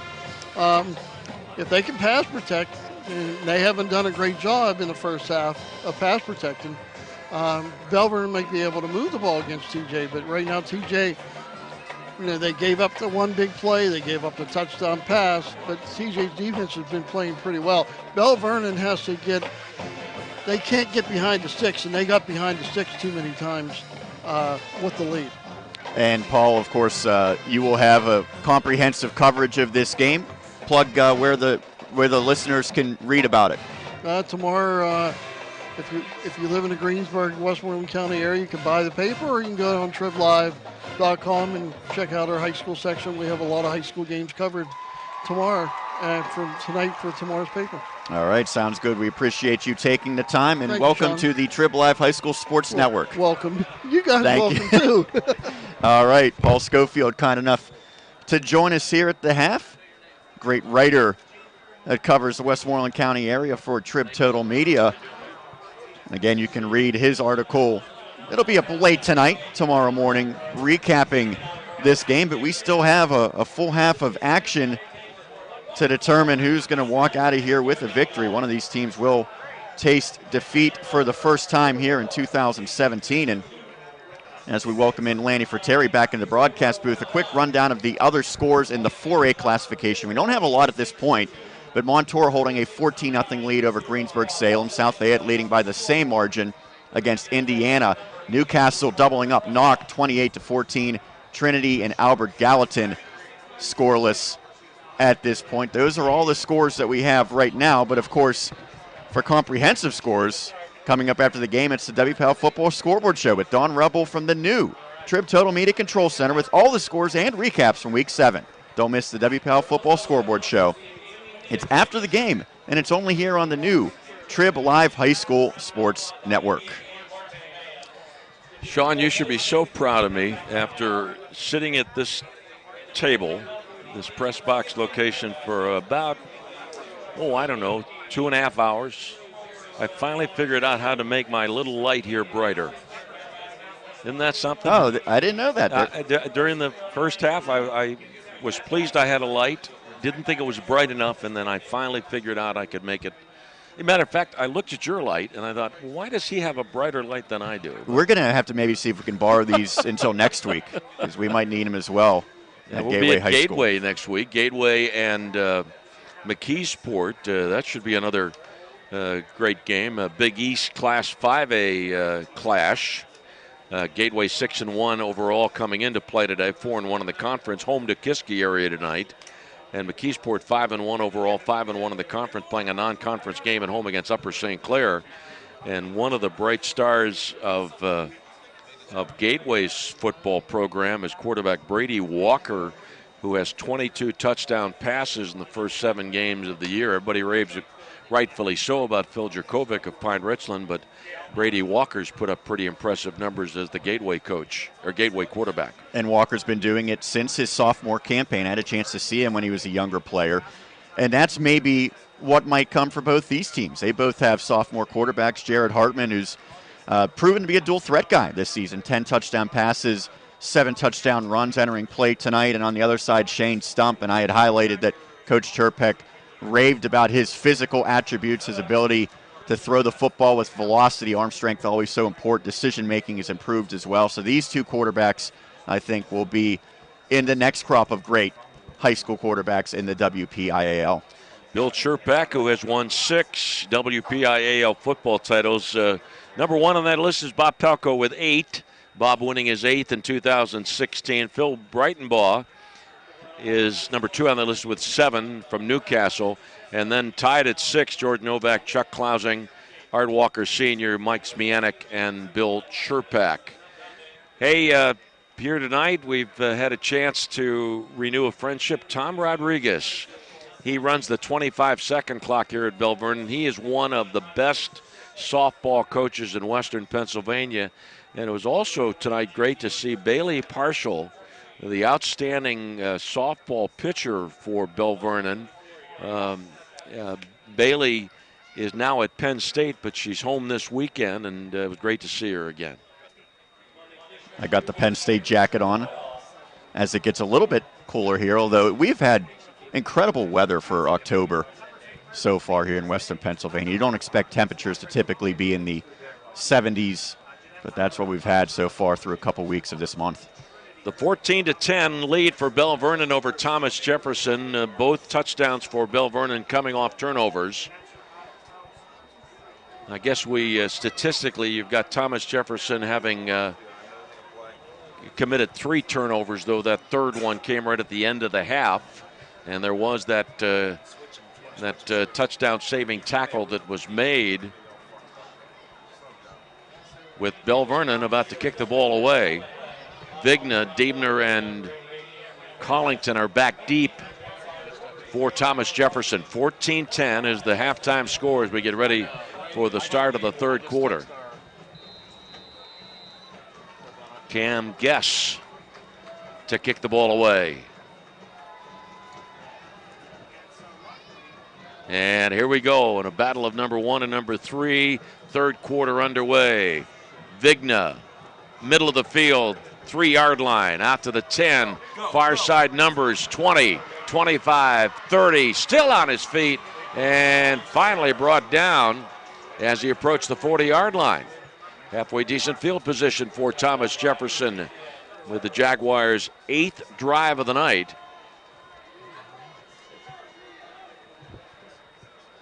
Thomas Jefferson has had good field position several times. Once starting at the 46-yard line in Leopards territory, as well as the 44 and 47 on their own side of the field. This ball at the 40-yard line for the first play from scrimmage of the second half, with Stump, the sophomore quarterback, under center.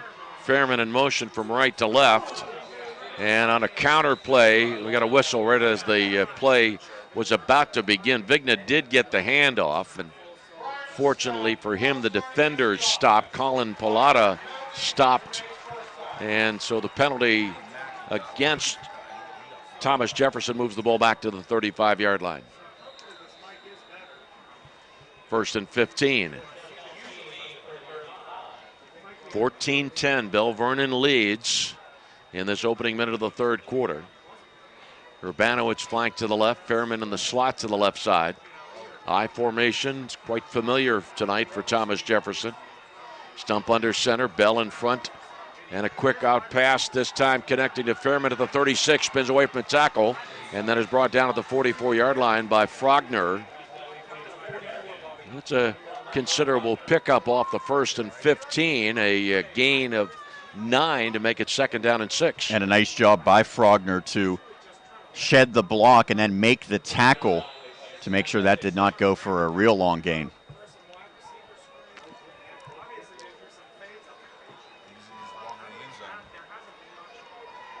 Diebner and Urbanowicz flanked out to the right. Once again, that I formation for Thomas Jefferson on a 2nd down and 6. Vigna gets the handoff. He takes it outside to the 50, gets the 1st down, and is brought down at the 47-yard line. There on the tackle for Belle Vernon, Jake Fine, junior cornerback. 1st and 10, Thomas Jefferson at the Belle Vernon 47-yard line. 14-10, Belle Vernon leads. Good job by Devin Danielson, the left tackle, to allow his back to get that outside edge.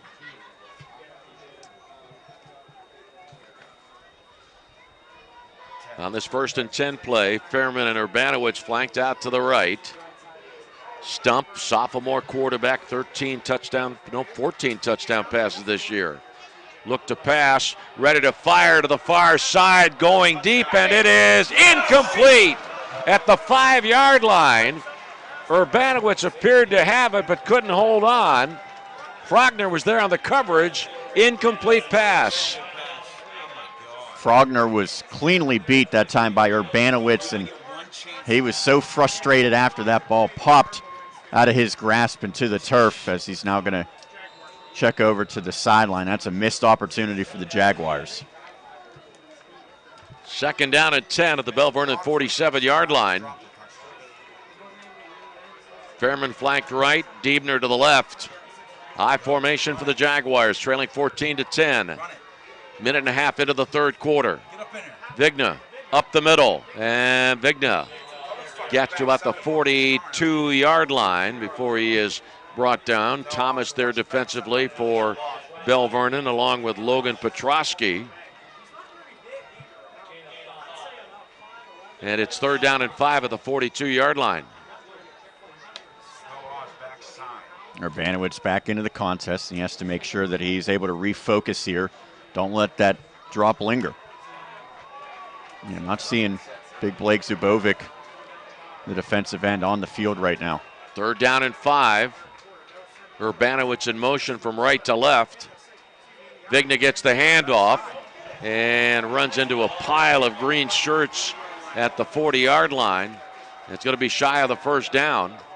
Coming up in the middle of that pile, Kirk Papelis, a 6'2", 260-pound junior. It is now 4th down and 3 at the Belle Vernon 40-yard line for Thomas Jefferson, and Belle Vernon leads 14-10. This is 4-down territory for the Jaguars. And remember, in a previous 4th down attempt, Belle Vernon jumped off sides. Here we go, 4th and 3. Fairman in motion left to right, I formation. Looking to pass quickly and connecting with Diebner at the 35-yard line. It is a 1st down. Coming to that near sideline with a quick out route. 1st and 10 for Thomas Jefferson. Really nice job by Diebner. He got the 5 yards, came back to the football knowing he was already beyond the sticks, and was able to make the catch to keep this drive alive. 8:58 remaining in the third quarter. Belle Vernon 14, Thomas Jefferson 10. Urbanowicz brings in the play, and he'll flank out to the right with Fairman. Ball on the near hash mark of the 35-yard line. Just with 1 second left on the play clock, the handoff to Vigna, who tried the right guard side of the line and was able to, didn't get anything at all. They untangled the pile. Big number 68, Zubovic, is back in the game now for the Leopards to help try to clog up that middle. 6'6", 305-pound Pitt commit. Second down and 10 at the 35-yard line. Thomas Jefferson trailing by 4 points. Second and 10.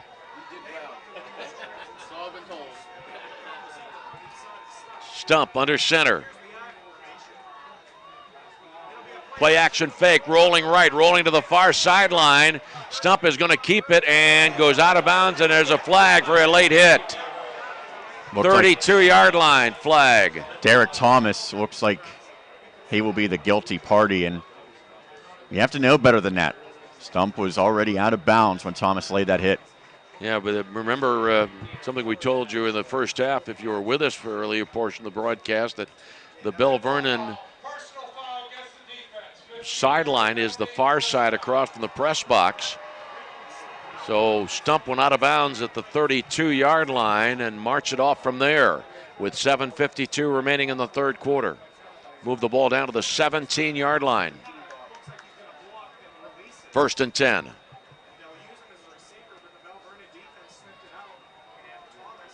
(14-10) Belle Vernon leads.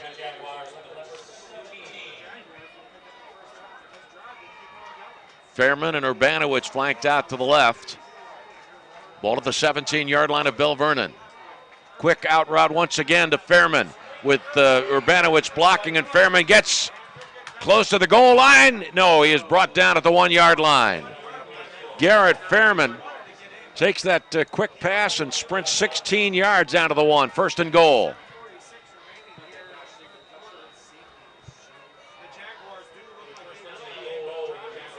(14-10) Belle Vernon leads. Thomas Jefferson has not led tonight. Has a chance to do so right here. I formation. Stump under center. Quarterback sneak attempt. Stump's trying to get in. And he is. Shane Stump, a 1-yard touchdown off the quarterback sneak, and Thomas Jefferson has its first lead of the night, 16-14 over Belle Vernon. That is the second rushing touchdown of the campaign for Stump. I don't know that he got it initially, but it was the second effort, kept churning his legs, and the big offensive lineman in front of him kept powering forward to get that 1 yard. What a drive, and go back to that fourth down conversion as the biggest play. A.J. Mashenko ready to tack on the extra point. Garrett Fairman, the holder. Ball is down, and the kick through the uprights. So with the 7:19 remaining in the third quarter, Thomas Jefferson 17, Belle Vernon 14. You're listening to the TribLive High School Sports Network and WJAS 1320 AM.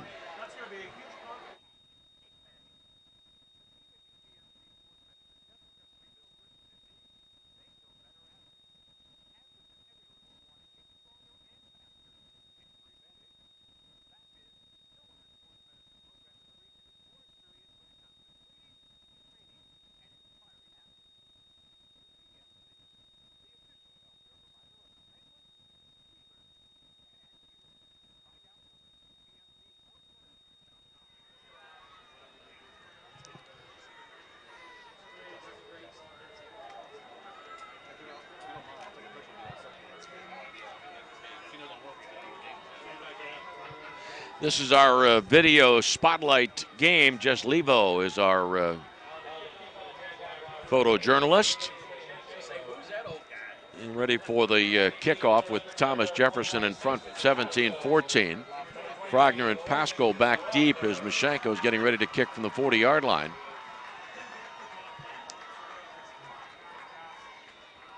And the kick. Frogner is going to let the ball hit and go into the end zone. Belle Vernon's first possession of the second half will start at the Belle Vernon 20-yard line. And now the mettle of this Leopards team will really be tested. You pointed out, Lanny, this is the first time that Belle Vernon has trailed in this contest after playing a really efficient first half in which they were able to capitalize on some turnovers.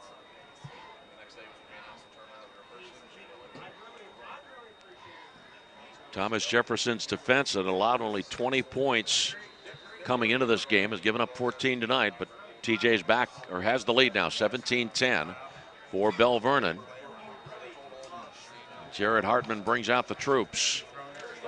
Eric Oblak, the center, and Pilata and Papelis, the guards. Zubovic and Rebar are the tackles. Shotgun for Hartman. Got Pascal off to the left. In motion is Haney. And the pitch on the option play and down quickly. Good, strong defensive play there. Thomas Jefferson for a loss on that play as James Martinez made the tackle. And the ball back at the 16 for a loss of 4. Second down and 14. Great job of penetration there by Martinez. He was not fooled on that last second pitch, and he got some help from Noah Palmer to clean it up as well. Palmer has been wrecking the game plan of Belle Vernon all night long. Second and 14, 3 wideouts to the near side. Frogner, Labuda, and Rakonen. And a quick pass over the middle to Labuda, and he is able to get to the 25-yard line for a pickup of 9. There defensively for Thomas Jefferson was Martinez along with Sean Bell. Third down and 5 for Belle Vernon. 6:26 remaining in the third quarter. Thomas Jefferson leading 17-10. It's a good job by Hartman to quickly get the ball out and make it a third and manageable at least. 3rd and 5, shotgun for Hartman. Handoff, Pascal turns the corner, gets the first down, 35, 40, 50, 45, 40, and pushed out of bounds by Fairman at the 31-yard line. Big time run for Mason Pascal, and a 1st and 10 when Belle Vernon needed it in a big way.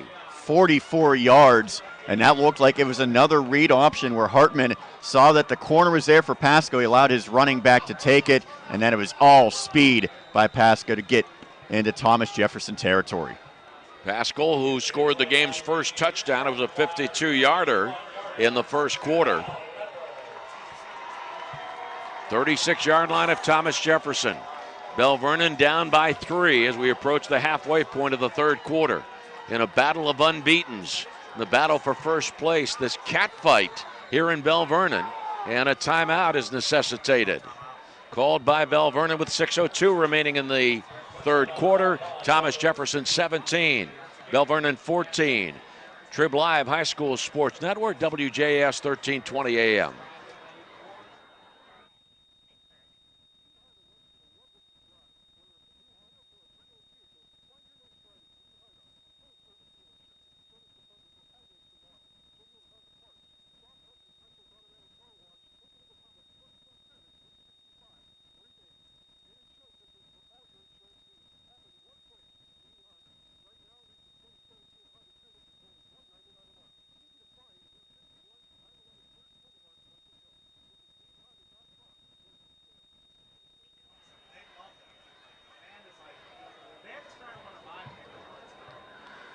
Our video spotlight game continues. Speaking of video, Guy Junker from Channel 4 is here tonight. Also Channel 11 is here, and I'll be joining Scott Harbaugh and Chase Williams on Channel 11 later tonight to talk about this game. 1st and 10, ball at the 31-yard line of Thomas Jefferson. Rakonen in motion. Play action fake. Hartman firing to the far sideline for Frogner, and it's incomplete. Incompleted pass there defensively on the coverage. Jared Collington, the pass down to about the 8-yard line. Incomplete to make it 2nd down and 10. Hartman just a little too strong on that throw as he put it to the outside. His receivers break into the inside, and the ball just hung up there a little long as well. 2nd and 10 at the 31-yard line of Thomas Jefferson for Belle Vernon. Pascal in the running back position just to the left of the shotgun quarterback, Hartman. Hartman looks left, in some trouble, and thrown down. Thrown down for a big loss. Real strong defensive play there made by Thomas Jefferson's Max Shaw. And Shaw celebrating. He is excited as he's jumping up and down after making that sack. Back at the 35-yard line, 3rd down and 14 for Belle Vernon. 5.5 minutes remaining in the third quarter. Thomas Jefferson by 3. It's a road game for the Jaguars, but they're turning to their faithful and trying to pump up the TJ fans. 3 wideouts to the left on this 3rd down and 14. Hartman wants to throw, and he is brought down, throwing for a loss. Charging in there defensively, Noah Palmer, and the tackle's made back at the 44-yard line. Coming into this game, Palmer, according to the Thomas Jefferson stats, had 13 tackles and 1 sack. I think he's had at least 3 sacks and about 8 tackles already tonight. He has been a man on a mission. 4th down and 23. Guess is into punt for Belle Vernon. Fairman and Diebner are back deep, standing at the 10-yard line. This punt will come from the Belle Vernon 47-yard line. The snap and the punt. Coming up to get the ball and taking it to the 21 is Diebner. And Diebner is stopped almost immediately after he caught the punt. And defensively for Belle Vernon, Hunter Rakonen. 17-10. Thomas Jefferson leads. That was Belle Vernon's 6th punt of the game. 23-yard line of Thomas Jefferson. 4:24 left in the 3rd quarter. The real strength of Belle Vernon, however, despite all those punts, no turnovers in this game. Vigna behind quarterback Stump. The pitch. Vigna tried to take it out this near side, the left side of the formation, and picks up a couple of yards on the play. Thomas 3rd was fine defensively. Yep, Thomas in there as well. Good job containing the running game, even though it went for about a 5-yard gain. Ball at the 27-yard line. 2nd down and 5. Urbanowitz to the right, Fairman to the left. Thomas Jefferson has the ball and the lead. 17-10 over Belle Vernon. Quick drop. Stump.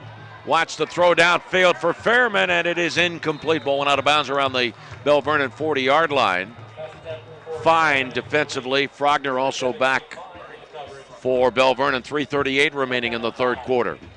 Fairman might have had about a half step on Fine, but that time the quarterback Stump did not give him much of an opportunity as that ball landed out of bounds. 3rd down and 5 for Thomas Jefferson. The ball at the Thomas Jefferson 28-yard line.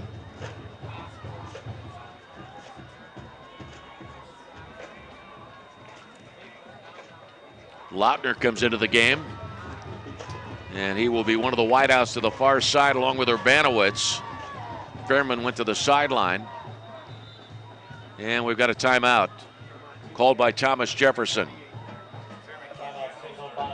With 3:38 remaining in the 3rd quarter, 17-10, Thomas Jefferson leads. Belle Vernon started the day a half game in front of Thomas Jefferson in the Big 9 Conference. Thomas Jefferson #1 according to the TribLive High School Sports Network. South Bay at 2, Belle Vernon 3. Well, it became official last week. Your one true source for all high school sports is the new TribLive High School Sports Network. Lucky to have Justin LeBar joining us here tonight. A lot of TribLive High School Sports Network dignitaries come into this game. Justin and Lou Rude. And yes, Paul Schofield as well, our new partner. Next week, Sean and I will be at Gateway, McKeesport and Gateway. All right, here we go. 3rd down and 5. In the shotgun is Stump for Belle Vernon, or for Thomas Jefferson. Stump firing down the center of the field. It's incomplete. The pass was intended for Noah Palmer. And the punt unit is on for Thomas Jefferson. It was not a good decision on that pass by Stump as Palmer was triple covered. I know he's an enticing target standing 6'4", but anytime you throw to a player with 3 green jerseys around him, it's probably not a high percentage play. Now Mashenko to punt. And Rakonen and Frogner back deep at the Belle Vernon 40-yard line. Mashenko will get this punt away from about the 17. At least that's the plan. There's the kick. Frogner takes it to the 38-yard line, center of the field. Still up the center to the 45 into Thomas Jefferson territory and brought down at the 47-yard line. So halfway decent field position for Belle Vernon with 3:25 left in the third quarter. Sarah Piglia on that special teams tackle, but this has been a strength for Belle Vernon in this game. It's the special teams battle. It's the third phase of the game, and thus far it's squarely in favor of the home team. This is Belle Vernon's 9th possession of the game.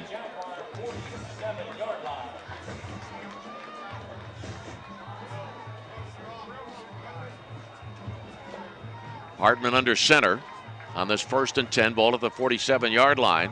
Handoff, Pascal tries the right guard slot between the right guard and the center and gets a couple of yards to the 45-yard line. That Thomas Jefferson defense, Noah Palmer, Dominic Serapiglia, Devin Danielson, Logan Burnsworth, they're the front four of the Thomas Jefferson defense. Gain of 2, 2nd and 8.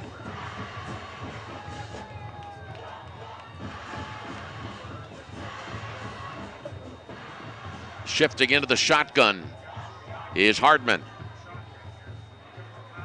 Handoff, Pascal goes from right to left, tries to turn the corner and is thrown for a loss on the play.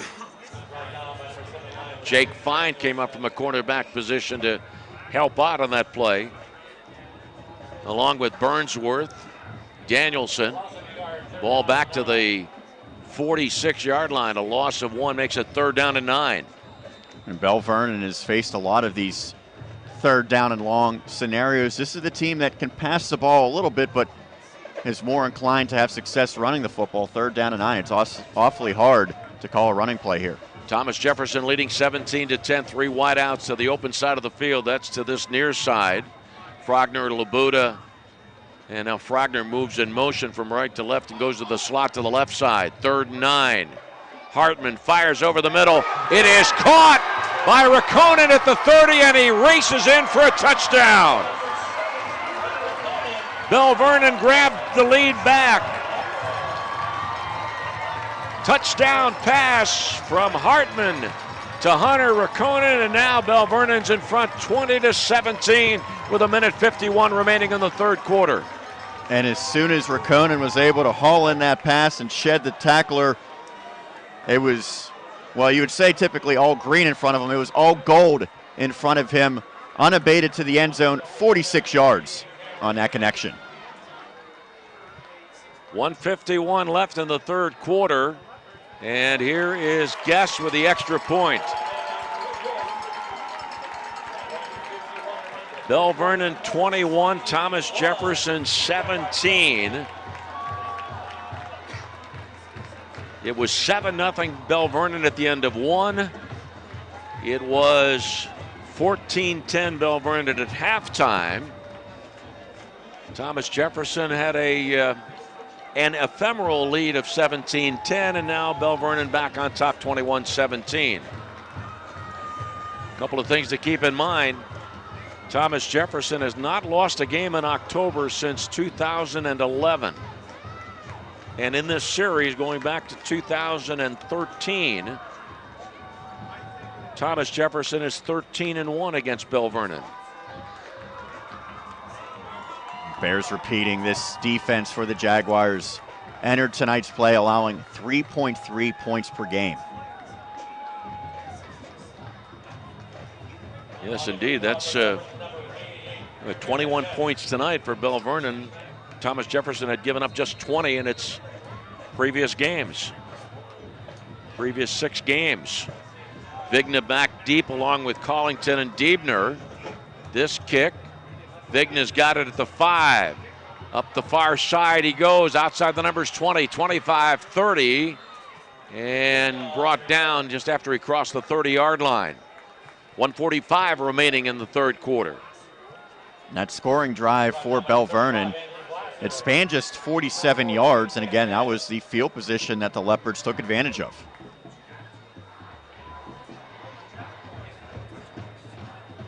The 33-yard line of Thomas Jefferson with 1:45 left in the third quarter.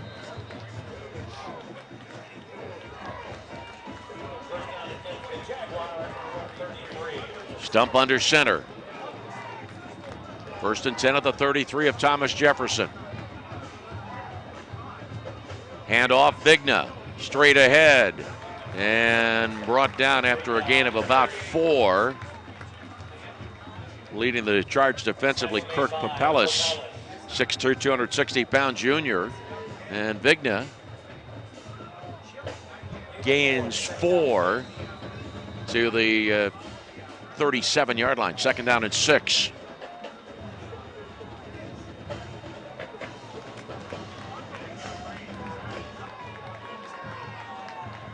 Fairman and Diebner flanked out to the left side. I formation for Thomas Jefferson.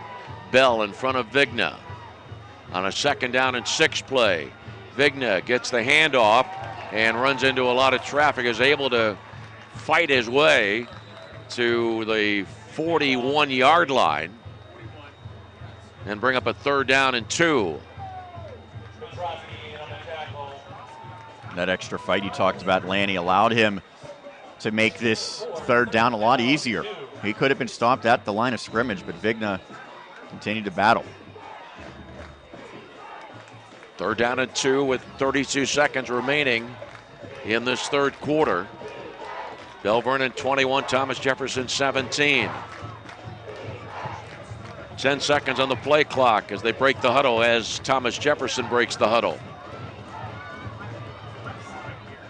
Pitch to Vigna. No, the attempted pitch came off the body of Bell, and a scramble for the loose football. Belle Vernon has it. On a 3rd and 2 play, an attempted pitch that was intended for Vigna but hit Bell, and Belle Vernon has it at the Thomas Jefferson 40-yard line. Andrew Pasak came up with the football, and from my vantage point, it looked as though that pitch was supposed to go to the deep back Vigna, but it hit the up back who was unsuspecting, and Pasak opportunistically all over that football. That is the 4th turnover this game for the Jags. Belle Vernon will, with 9 seconds remaining in the third quarter, have a 1st and 10 at the Thomas Jefferson 40-yard line. Second straight drive for the Leopards that starts on the plus side of the 50. They're working on much shorter fields than their opponents so far tonight. And talking about Sean mentioning the 3 turnovers previously, 2 led to touchdowns. The 3rd turnover came at the end of the first half. Hartman shifts into shotgun mode, fakes the handoff to Pascal, and then goes straight ahead and picks up a couple of yards. And that is the end of the third period. A battle of unbeaten teams, the battle for first place in the Big 9 at the end of 3. Belle Vernon 21, Thomas Jefferson 17. TribLive High School Sports Network, our video spotlight game of the week on WJAS 1320 AM.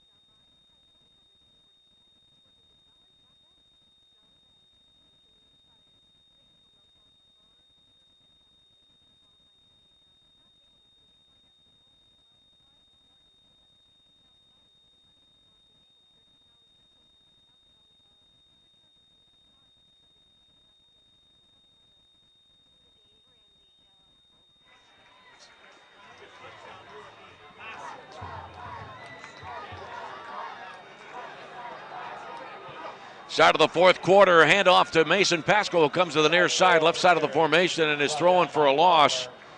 And brought down by Thomas Jefferson's Noah Palmer. That's a loss back to the 42-yard line. It is 3rd down and 12 for Belle Vernon. Ball at the Thomas Jefferson 42-yard line. Opening minute of the fourth quarter with Belle Vernon on top 21-17. What makes this performance by Noah Palmer all the more impressive, he's going against his future collegiate teammate, Blake Zubovic, the left tackle, who he's been lined up directly against. Here we go, 3rd down and 12. Hartman in the shotgun, 2 seconds on the play clock. Apparently got the play off. Hartman in trouble and brought down at midfield. I mean, wrestled down at midfield by Devin Danielson. And it is 4th down and 20 for Belle Vernon. And the quarterback, Hartman, shaken up as he gingerly makes his way to the far sideline.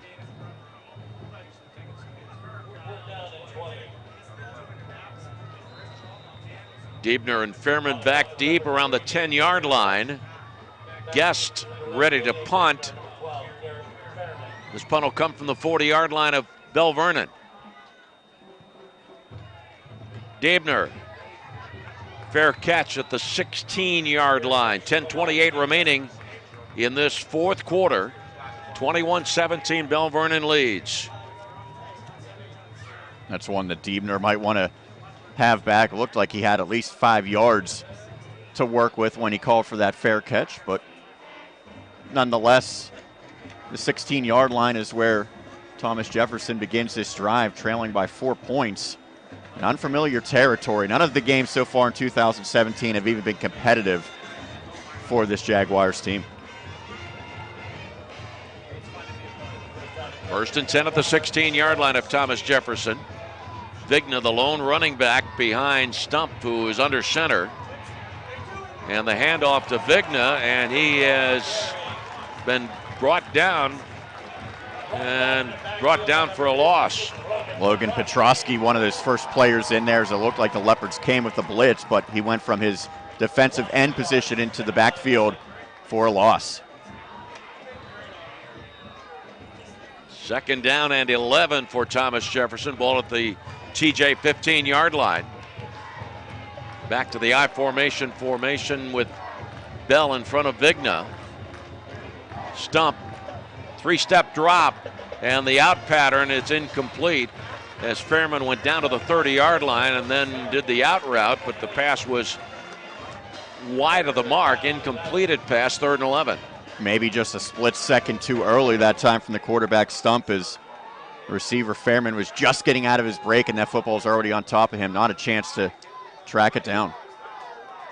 Bell comes out. 3 wideouts in there. Fairman, Diebner, and Urbanowitz. Ball at the 15-yard line of Thomas Jefferson with 9:49 remaining in the fourth quarter. TJ trailing by 4. It is 3rd down and 11. Shotgun for Stump. Screen pass over the middle. Fairman's got it. 20-yard line. Spins at the 25 and gets away from another tackler and fights for a first down, then fumbles the football. Picked up by Belle Vernon. Let's see what the ruling is. Fairman over the middle on that wide out screen pass. And the ruling is that Fairman was down at the 31. It's 1st and 10, Thomas Jefferson. You hear about second effort. That was 2nd, 3rd, 4th, maybe even 5th effort by Fairman. He just refused to go down and ultimately was able to drag a couple of Leopards with him to move the sticks.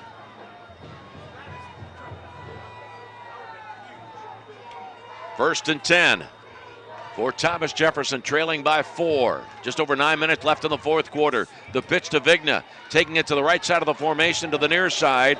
Flag thrown in from way down the field as Vigna is brought down by Haney. A gain of maybe 1 or 2 on the play, but Joe Kulik, the referee, tells us it's a block in the back against Thomas Jefferson. What a play by the middle linebacker, Haney. He might have been on the wrong end of that infraction by Thomas Jefferson, but still made the tackle.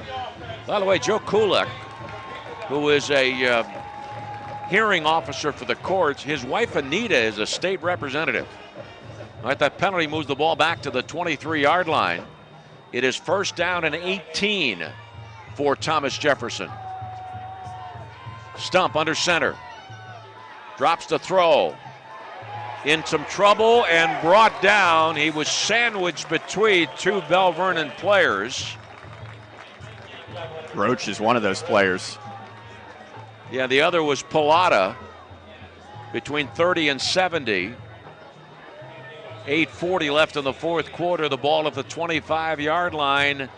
Second down and 16 for Thomas Jefferson. And on that last play, Stump had plenty of time to survey the scene. He was in the pocket, upright, just couldn't find anyone open. So he decided to tuck it away and absorb that big hit. All right, on the second down and 16, two wideouts to the left side, Urbanowitz and Fairman. And Stump is going to throw to that far side, caught by Fairman right at the line of, right at the 31-yard line, and then bounced out of bounds at the 32 for a gain of 6 to bring up third down and 8. Perfect placement on that pass by Stump, as there was a defender between him and his intended target, Fairman, but he was able to get the football just high enough out of the reach of Don Gilly. 33-yard line, third down and 8. Diebner brings the play in and then comes to this near side. Wide out right. Fairman, the flanker to the left side, comes in motion from left to right. Third down and 8 play. Stump, quick drop. Looking to throw. He's going to run up the middle to the 40. Spins away, 45, and brought down to the 49-yard line. First and 10. First and 10 in favor of Thomas Jefferson. Wagner on the tackle.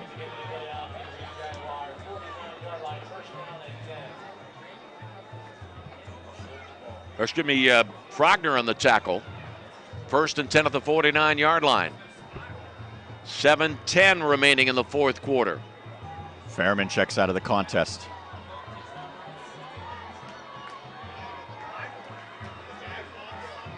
Stump, handoff, Vigna trying to go straight forward and hits the line of scrimmage and is pushed back. Defensively for Belle Vernon, Nino Kuntz, Andrew Pasek. Gain of a yard to midfield, second and 9. Thomas Jefferson has the ball, trailing 21-17. Battle for first place in Class 4A, the Big 9 Conference. It has been a great football game.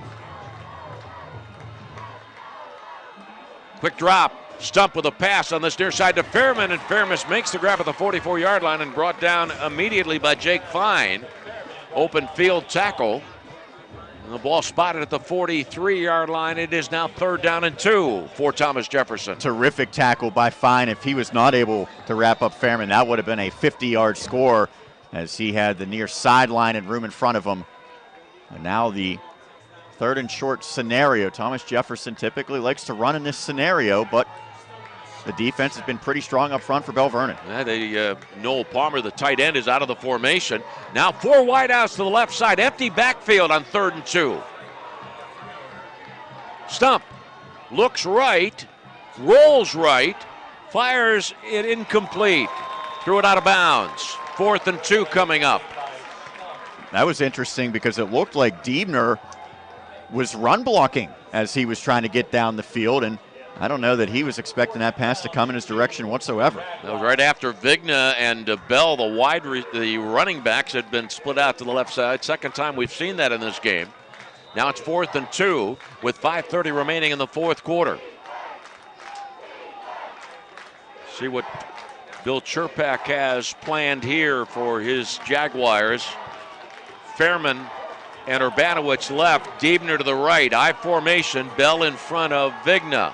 4th down and 2 for Thomas Jefferson. Quick drop. Pass incomplete. Diebner was running down the sideline.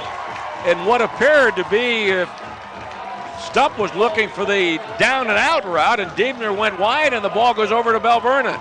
Second consecutive play that quarterback and receiver did not seem to be on the same page. Yeah, Diebner was looking to the inside. The pass came short and to the outside of where he was running. These are miscues that you rarely see from a Thomas Jefferson team. Give credit to Belle Vernon for really forcing the issue. Belle Vernon has the ball with 5:27 remaining in the fourth quarter, leading 21-17.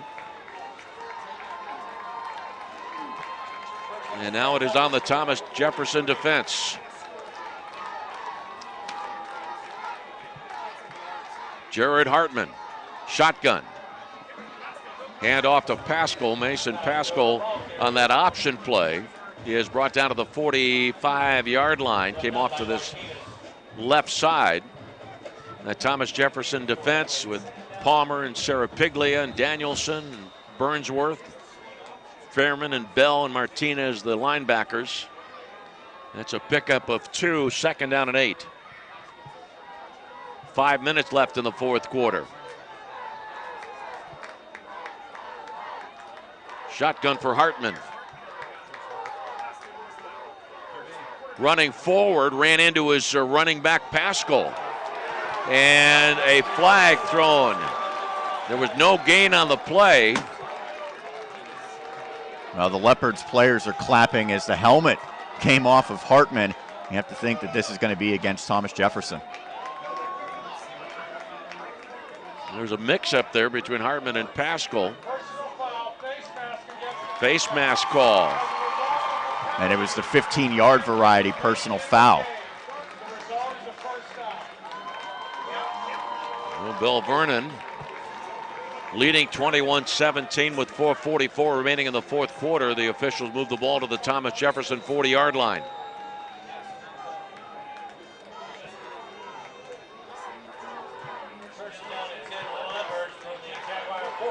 First down and 10, clock moving.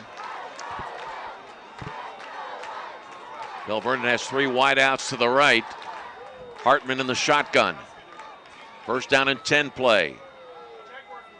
Hartman goes forward, took the snap and ran straight ahead, put his head down, and is brought down after a gain of 2. Defensively for Thomas Jefferson, Sean Bell. Gain of 2, second down and 8. 4 minutes left in the fourth quarter. Pasco comes in with Thomas heading to the sideline. Beltram to the left, Frogner to the right. High formation for Belle Vernon. Pasco is the deep running back. 4 seconds left on the play clock. Here's the snap. Handoff, Pasco finds an opening and gets the first down inside the 30. He is finally brought down by Martinez and Collington, but it's a first down for Belle Vernon. First and 10 at the 29 of Thomas Jefferson. And he is hobbling off the field, a lower body injury. We'll see if he can shake that one off, but he's going to have to exit at least for one play. I think he might have lost his shoe. That would do it as well. That would cause you to limp, wouldn't it? It would. By the way, noticed all the pink socks for the Leopards as they're trying to get another player out here on the field. Down to 7 seconds on the play clock. There is chaos. And there is a timeout called by Belle Vernon. 3:08 remaining in the fourth quarter. Belle Vernon 21, Thomas Jefferson 17. Our spot late game. Just Levo handling the video for us. This is the TribLive High School Sports Network and WJAS 1320 AM.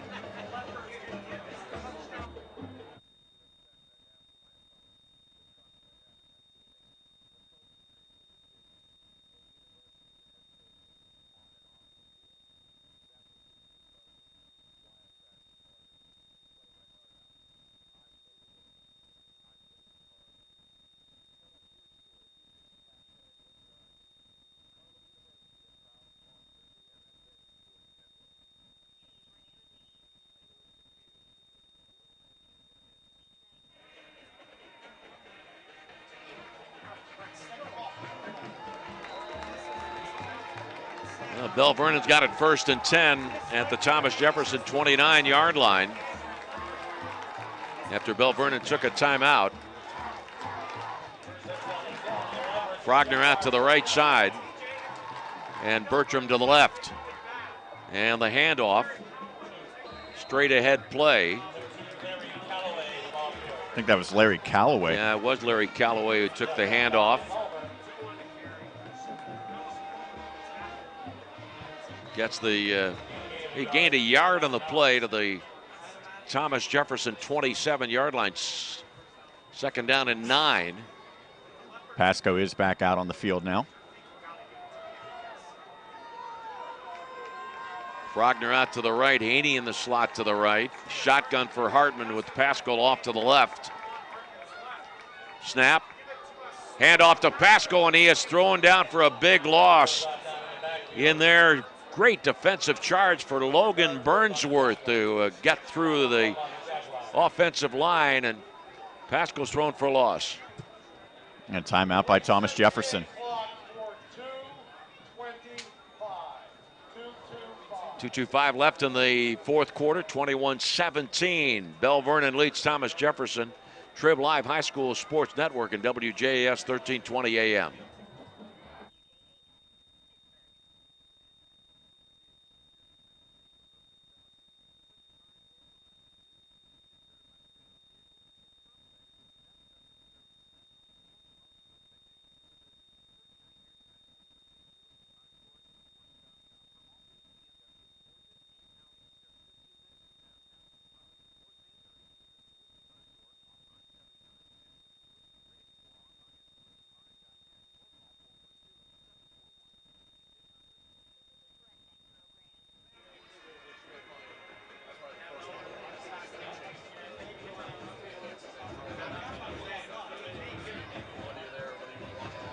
So here we go, 2:25 left in the 4th quarter. Thomas Jefferson has one more timeout left, and it is a 3rd down and 13 for Belle Vernon at the Thomas Jefferson 32-yard line.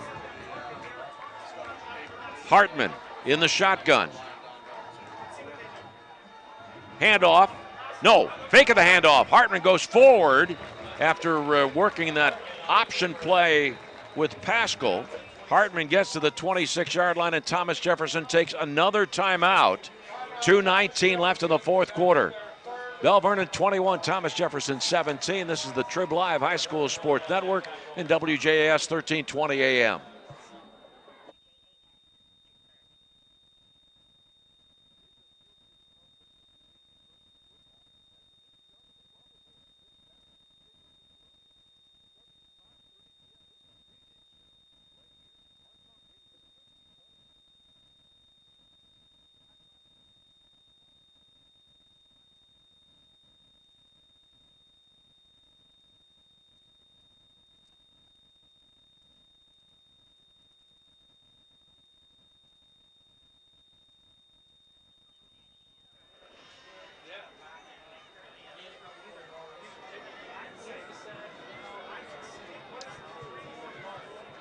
.219 left in the 4th quarter. Belle Vernon leading 21-17, has the ball at the Thomas Jefferson 25-yard line, and it's 4th down and 6 for Belle Vernon.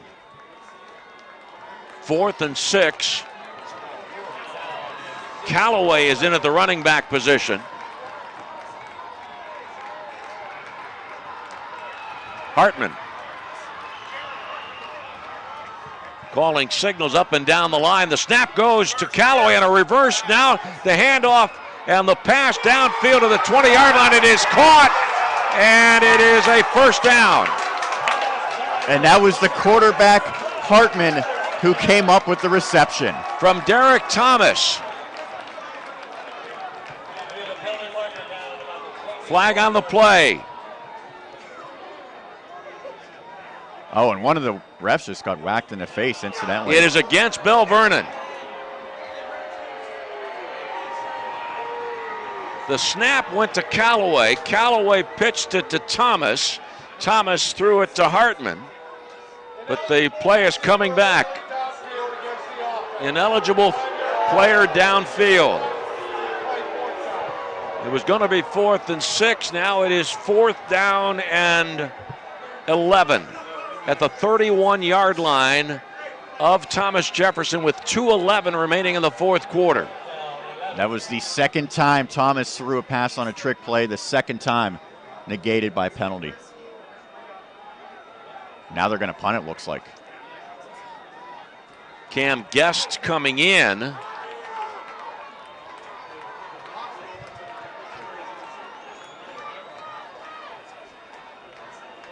They're going to let the clock run down here. Right now, 1:42 remaining in the fourth quarter. Belle Vernon has one more timeout and maybe take a delay. Prior to the snap, delay of game. Delay of game indeed, moving the ball back 5 more yards to the 36. And that means that Guess will be standing around the Thomas Jefferson 45-yard line. For Thomas Jefferson, Fairman is back deep, and so's Diebner. 1:36 remaining in the fourth quarter. Belle Vernon ready to punt, leading by 4. Punt from the 45 and kick towards the corner, and it's a good one. Ball goes out of bounds inside the 10 with 1:31 remaining in the fourth quarter. Looks like the 7-yard line is where they'll spot it, and the special teams has been a strength all night for the Leopards. That's just one more example. A beautiful punt by Cam Guess. Thomas Jefferson down by 4. The spot is the 7-yard line. 93 yards if the Jags are going to win this game.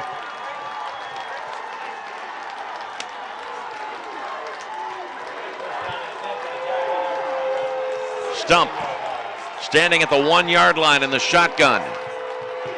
First down and 10 at the 7-yard line for TJ. Stump looks left, fires, and it is caught by Fairman at the 14, and he's tackled at the 15-yard line. Gain of 8, second down and 2, minute 17 remaining in the fourth quarter. Stump, quick pass again, incomplete. It was a low pass intended for Fairman. Stops the clock with 1:08 remaining in the fourth quarter. And the fact that Fairman did not get first down yardage on that complete pass, that allowed about another 15 seconds to run off the clock. Of course, it would have stopped had it been beyond the sticks. Third down and 2. Ball at the Thomas Jefferson 15-yard line. Thomas Jefferson does not have a timeout left. Fairman left, Diebner and Urbanowicz right. 3rd and 2 play. Stump, quick pass for Fairman, who gets the first down and then steps out of bounds at the 20-yard line. 1:06 remaining in the fourth quarter. Well, it's pretty clear who the go-to option is for Thomas Jefferson on this decisive drive. 3 passes, all to Fairman, as he was able to haul in the first one and the third one. That time he got out of bounds as well. Fairman, who has 8 touchdowns this year, 6 receiving touchdowns. Ball is on the hash mark on the far side there by the 20-yard line. 1st and 10, TJ's 20-yard line. Down by 4 in the closing moments. Stump ready to throw, and it's incomplete. Fired over the middle, intended for Fairman at the 35-yard line. Derek Thomas there defensively. Second down and 10 with 1:01 left in the fourth quarter. 21-17, Belle Vernon leads.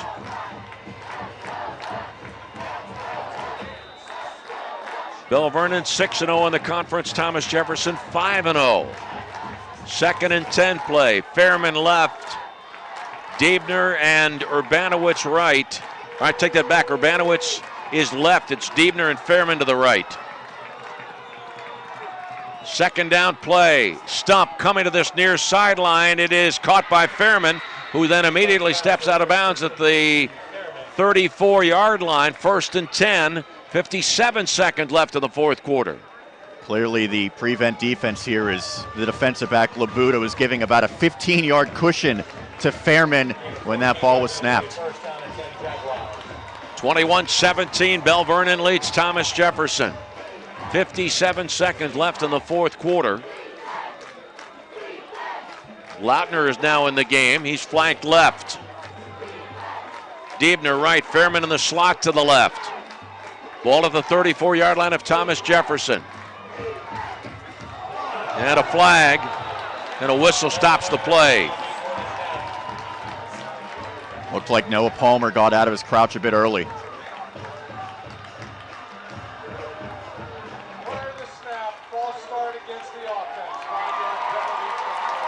Ball moved back to the 29-yard line. 1st and 15. Thomas Jefferson needs to go 71 yards in 57 seconds. Belle Vernon leads 21-17. Diebner left, Urbanowitz right. Also in the slot to the left is Fairman. Stump. Shotgun. Firing over the middle. It is incomplete. Off the hand of Noah Palmer, the tight end. 54 seconds left in the fourth quarter, 2nd and 15. That throw is on the mark. It would have been first down yardage over the middle. Palmer, he's 6'4", needed to be about 6'7" to be able to extend to reach that one. 2nd down and 15. Belle Vernon by 4 points. Thomas Jefferson has it 2nd and 15 at its 29-yard line. Urbanowitz and Fairman left, Diebner right.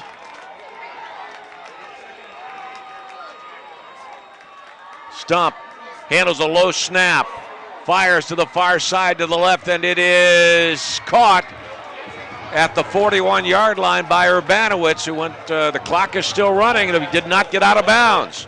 42 seconds remaining. Quickly, Thomas Jefferson running up to the line of scrimmage. 35 seconds left in the fourth quarter.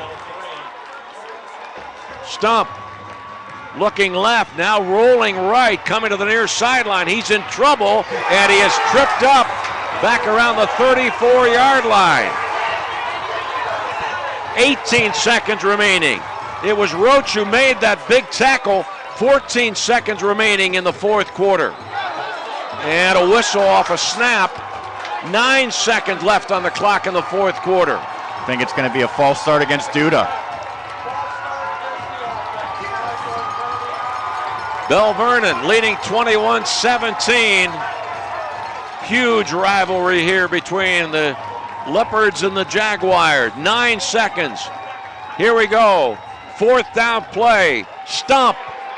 Firing downfield, and it is caught at the 25-yard line, but that's going to be it. Well, the quarterback's down, Lanny. Diebner made the catch at the 25-yard line, but there's 1 second left on the clock.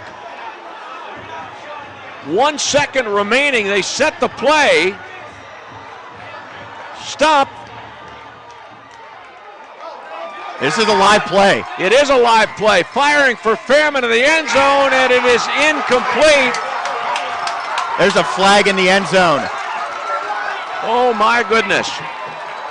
A flag in the end zone indeed.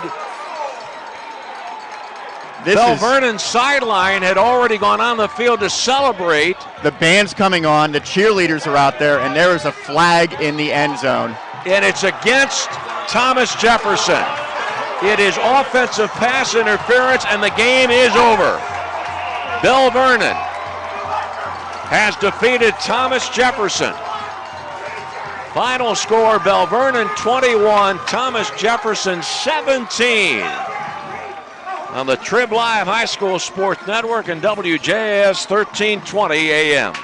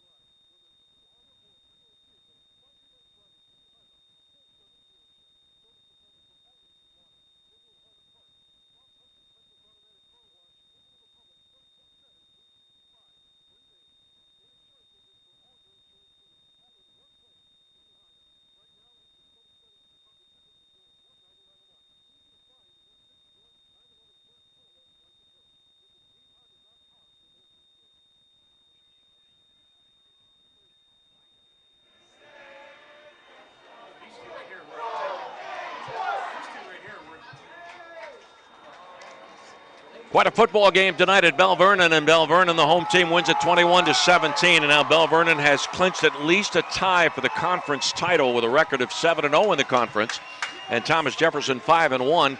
Keep in mind that Belle Vernon does play at West Mifflin next Friday, and then has a non-conference game the final Friday against Ambridge at Ambridge, whereas Thomas Jefferson will play next Friday at Laurel Highlands and then be home to West Mifflin.